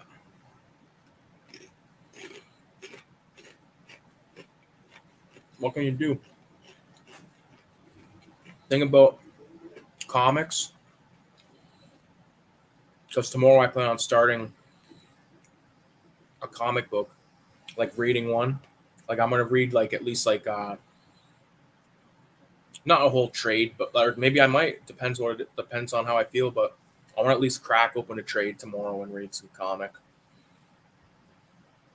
because I want to get inspired for some new stuff. Like this first collection of Ralph strips was sort of like playful. You know what I mean? Like everything's sort of like playful and like I want the next collection to be more, you know, more dirty and grindhousey. You know what I'm saying? Because like this, where is it? Right here. For instance, like, hold on.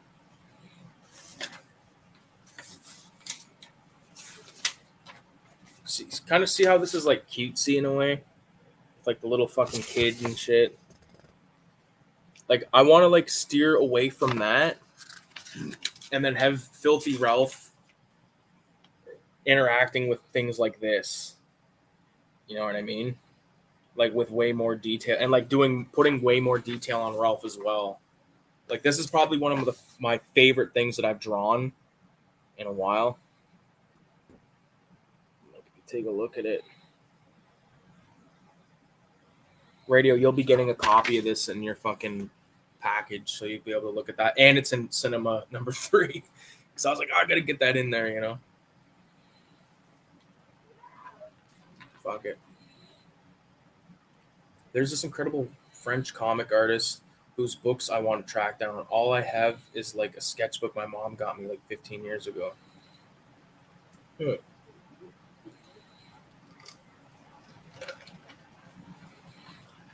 Thanks, man. Yeah, that gun turned out dope.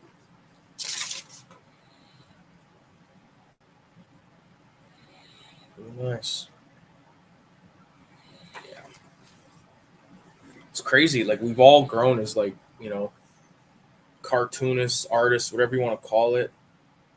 Uh, you look at the first fucking CINEMA187 to now, like everyone's changed. Everyone's upgraded or like become more self-aware of what they can do and pull off with a certain fucking whatever. Because I remember the first drawing I did of Pedro. Like I have the fucking thing. Uh, I hate it, and then I redid it and I like that one. But if I even redid it now, it would be even better. You know what I'm saying? Yeah. You know what's crazy is I'm about to start Raise the Dead number 6, number 666. I already know what the cover's gonna be. I kind of started it up north, but I got to refine it. And it's gonna be the first one where I don't use that font, the Curse of the Zombie font. I wish I hadn't started that from the get go, but I kind of committed to it after the first 5 issues. But yeah, I'm gonna kibosh that. I thought about kiboshing it or like starting like a new one, but you know, it's hard to tell because like I want to do like there's so many fucking drawings I want to do. It's ridiculous. I've never done an Exorcist drawing. Like I don't know how the fuck that happened. Is the French artist Mobius? No. Yeah, well Mobius is dope. I kind of want to keep it low key because it might ship a price. But Nicholas de Cracio. Fuck, I never heard of him. I'll look him up though, so I can at least see what you mean. Uh,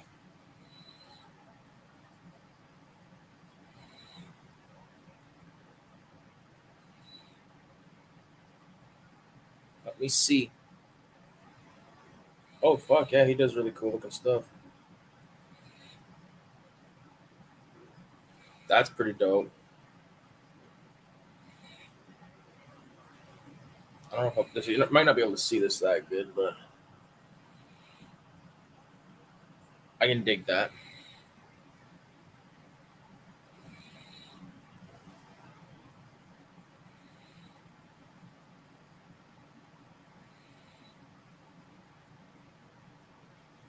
I actually feel the NBK looks pretty rough now. I don't think it looks rough because it's like think of what you did in the amount of time, you know? And like there's that fucking Pedro one. Like look at that, man. You did that one. Like that one's sick as fuck. It's sick as fuck.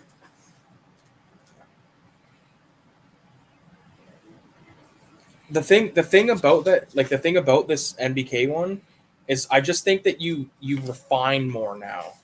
You add more, like there's just more to it now.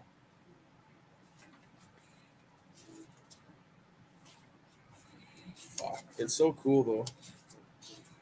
I remember that one spot. There it is, right there. Hey, partner. Me and my old lady had a run with some rattlers and need some snake bite juice. TM, and then that comes back up in fucking number 3. Is it in number? No, I don't think it's in number 2. That's the Vincent Price one.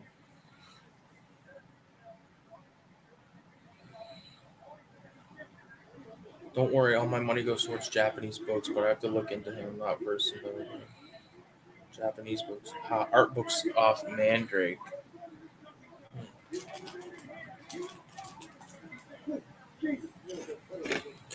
I don't own a lot of Japanese stuff.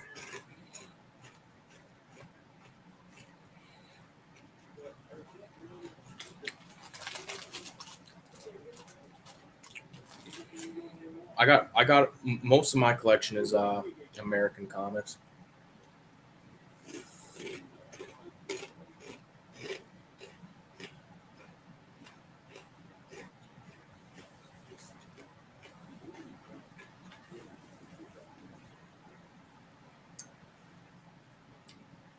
Ken Ishikawa is dope and definitely look into. I might have looked up those guys before. You might have sent me those guys before.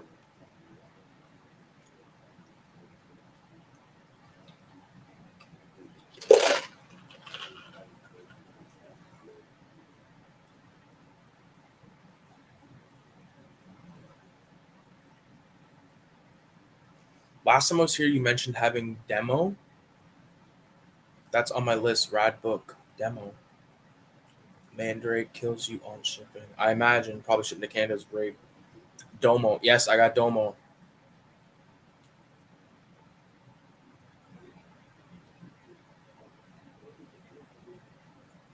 It's the trade. It's not like the single issues. If I didn't make that clear. What's it going for? I know it's going for like a decent amount. Let me look it up. I'm not above selling it. If you want to buy it, I would cut you probably. If it's going for $1 million, I need 1,000,001.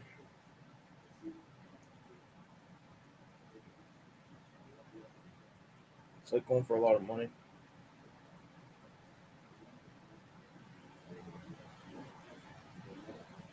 Why though? Is it just low print run?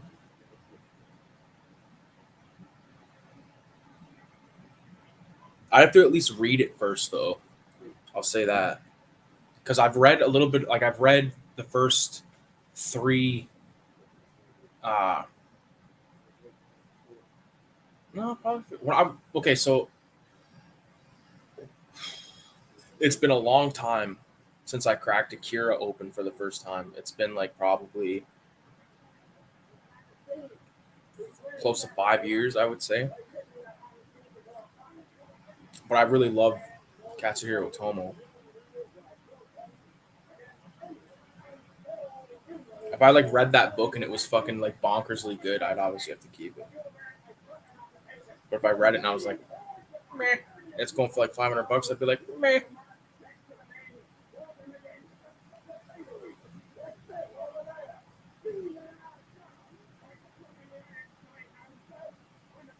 You've got some bangers in terms of Japanese stuff. That Ishikawa, Godzilla, and the Akira.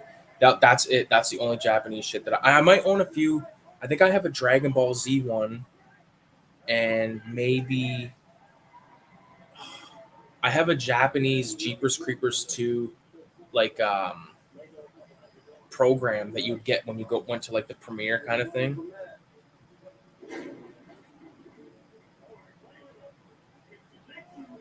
I got to go through all like because I've been slowly going through my comic collection. Obviously, I did a few videos, but and I keep saying I'm gonna make more. But like tomorrow, I got time. I can make a video or two, um, showing off some shit. That way, I can organize because I want to put all the Marvel in one box, like all the Marvel and DC stuff in one box, and then all of, like the underground shit in one box, and all of, like the zine type stuff in one box, and from there, you know, then just really riddle down what I want to keep for sure.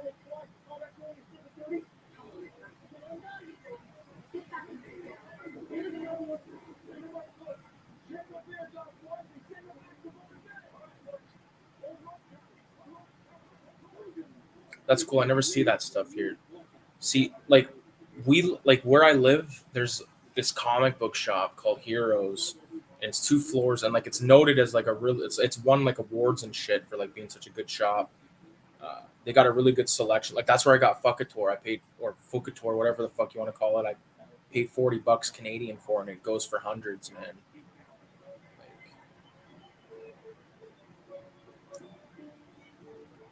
when I found it, I was like, holy fuck, because I remember uh, if you watch Cartoonist Kayfabe, I think their top 10 outlaw comics video, they show it. That's where I first discovered it. I always hesitate to sell stuff as sometimes buying it again is difficult. But Tom is the man. I agree. And yes, I agree with the statement too. Like that happened to me with all my PS2 shit, and then I rebought it like in the last couple of years. So I'm only missing a few games that I really want. NBA Street 2, Def Jam Fight for New York, and there was a wrestling game, but I don't know which one it was. I'd have to see the cover of it, and I would know. Those games are sick. But like same with movies and stuff. Like back in the day when Jumbo Video was taking credit, because when I was younger, I collected DVDs, and then Jumbo. I would take the ones that I already watched or whatever to Jumbo and trade in for money, and wish I hadn't done all that. But you know, all the horror stuff I have and Basically, everything on the shelf right now is the stuff that I want. Everything in like and I have stuff in my room that I want, obviously, but there's stuff in my closet and these Tupperware bins that is just shit that I got to go through again. Same with my comics, right? Like, I really, really got to go through them. Like today, when I bought Zap #0, uh, they had Brian. I think it's Brian Azzarello and Lee Bermejo. They did this book called Joker, which is really fucking good. It was $10. I didn't buy it. And then they had Black Dynamite, the set, for $20. I'm missing issue 3, and I'm like, fuck, I don't want to pay $20 for this. So I was like, fuck it, put it back. Like, started to kind of like when I was flipping through the sets that they had like bagged, I was just kind of like skipping a few, and then there was a box behind it, and I just flipped through and boom, full of fucking underground. I'm not gonna say where it is because I don't want some cunt to go there and buy all the rest of the good shit that's there. Because like there's fucking S. Clay Wilson stuff like Checker Demon, uh, different things like that. Different things like that. That's a haul video right there, my friend.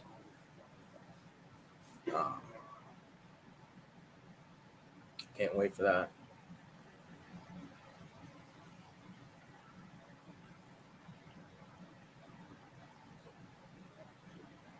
Yeah, and like the thing is, like this is I gotta quickly rant about this. Like uh, I'm on Facebook and I follow the fucking cartoonist kayfabe like Facebook page, and I fucking almost have to like unfollow that page because sometimes it just gets like really fucking stupid. Like people just post like really stupid shit, or like there's this ongoing like fucking like some kind of inside joke where they'll be like, "What's so great about X?" You know what I mean? Like fucking, "What's so great about this lighter?" Or "What's so great about this?" And it's just like you get sick of that. You know what I mean? And like people post their own art, and like I posted my art. It always like when you post art and shit, unless you're showing like a setup, like you're not gonna no one's gonna fucking even like look at it. But if you post a thing that's like if you bitch about AI, you got like 10,000 fucking comments, people, oh AI, blah blah, like fuck AI and fuck talking about it. You know what I mean? Like fuck talking about it all. Like that's the thing about YouTube with me, man, and like not just YouTube, but like every kind of fandom thing. People just bitch about stuff they can't fucking stand, and it's like I don't got time for that, man. I don't agree with AI anything. I think it's all bullshit. I fucking hate AI art. It looks stupid. You know, some of it like looks really trippy. I will admit, like there's these weird. I don't even know how to describe them, but like these weird videos where it'll be like, it'll start off with like a picture of me, but then like my head will start like doing some fucking like magic mushroom like shit where everything's changing and like that stuff's like crazy to me. But like these videos of like, you know, Barack Obama talking like while playing Xbox to fucking other politicians and shit. Like I think it's stupid. I think a lot of people are gonna get in trouble with it too because it just seems like it's meant for fucking, you know, people are gonna use it for bad.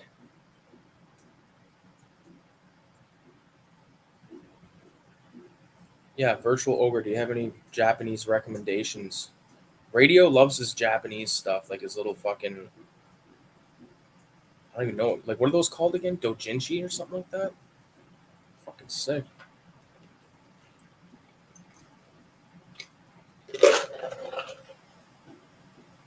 I copped a couple other really cool fucking things I'll show you today.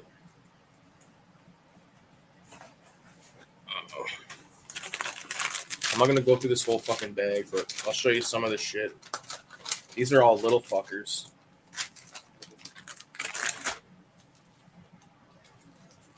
Okay, so there's this zine right here called Casual, and like check this out. This is right up Radio's alley. This is $5. It's from Queen West, Toronto. So maybe this came from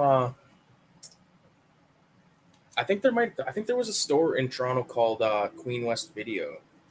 I could be wrong. I don't even know what kind of like where they got a bag this small. Oh, what the fuck's going on? I didn't even look in this. I just got it because it was. Oh yeah, I already know I love it. Drunken Skull. There's a story in here called Drunken Skull.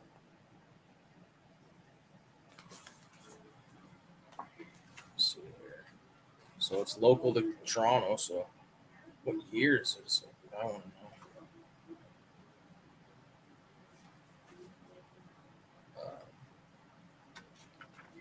Let's see here. Table of contents. There's it looks like it's like articles and comics. And like there's like some cool looking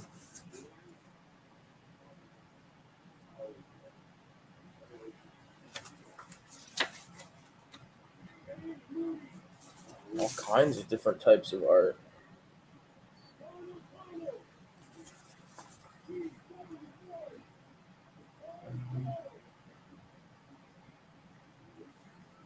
I think some of this might be like borderline I don't know what the fuck this is all about. This is random as fuck. Shock treatment. Yeah.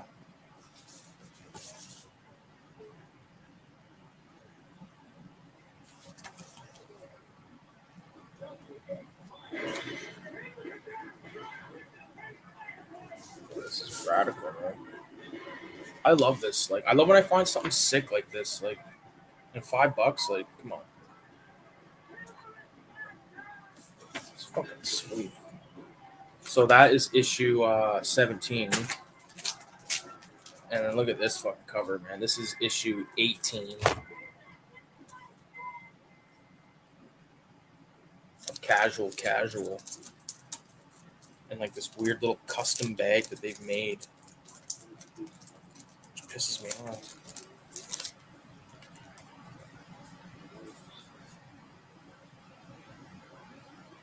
Queen West. It's like the Queen wearing a fucking cowboy hat.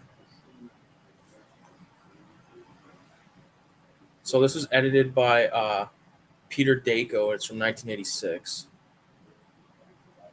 Contributors are Savage Pencil, Hideki Nakasawa, Placid, Tafe. There's quite a few people. Let's take a look at some of the. Whoa.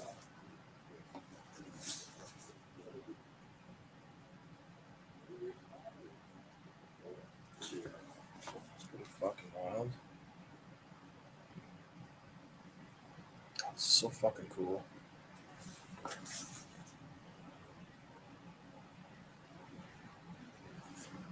It's like, yeah. Okay, yeah. So this one's more art than article so far. Wow. Be cool to try. Oh, here's like a cool shot of like a guy drawing.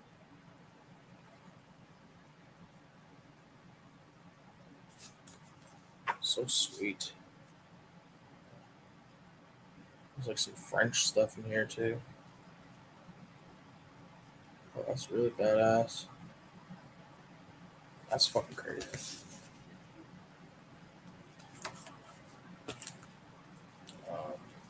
I also found this other zine called The Creepy Crawlies. This is number 2. It's also $5.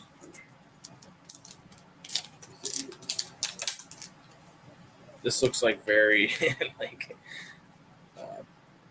featuring the creeper, break the egg, and Isle of the vampire. Don't when you go to bed tonight, you better take care. Don't switch out the light. Oh, when you go to bed tonight, you better take care. Don't switch out the light. The creeper's out there in the gloom, and he's out there coming after you. Total EC ripoff or homage. Wow, this is unreal. When is this from? It's from this is from the UK because it says 30p on it. But like, check out the good style. Like, it's not like cheap. Like in terms of like the quality of the art. Fuck. It's approved by the Comics Authority though. But what? It doesn't have a year on it. Like, this is unreal. Look at how much ink is on this paper. This is sick.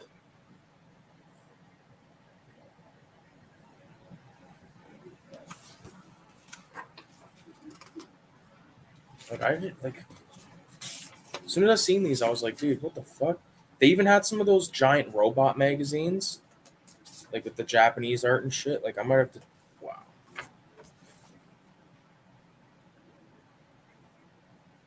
That just like inspired the fuck out of me to do like a Filthy Ralph to Rodney like transformation. This is what I'm talking about, man. This is why I love this shit. That's cool. And then I also grabbed issue 3 of Creepy Crawlies. I'm gonna check it out now.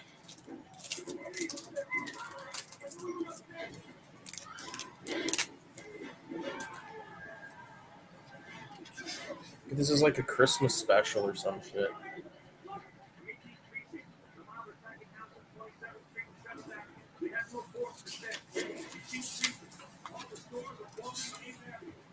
Holy shit. Steve Lines is the creator. Or is the editor, sorry. This looks like a fucking giallo film.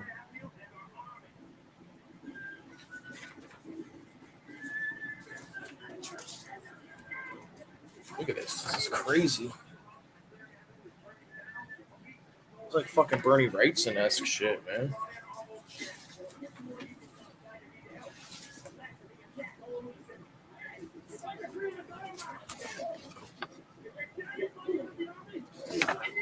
Worth $5.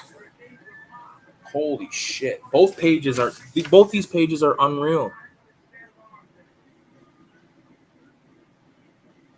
What is that the point of Wow. The fuzz tones.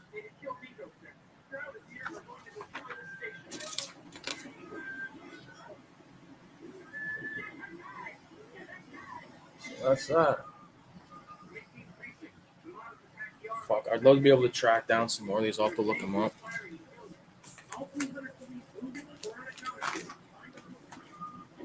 So I got those, and I got the fucking Zap number 0. A couple other little fucking things. I'm gonna save those for a haul video though. Keep it a fucking surprise. These are cool little bags actually. I'm gonna keep these. Take off the price tags. Yeah. But I think I'm gonna call it, guys, because it's 2:30 here now. And I want to fuck around with some of my shit here. So I appreciate you guys for sticking around this late, and I'll be talking to you guys later. CINEMA187 number 3 is available now. 666 in the comments. Trash Stash shows up right when I'm taking off. Fuck. Trash, man. I'm fucking just signing off here, bro. So I'll catch you another time, bro. Adios. If I log off, you might still be able to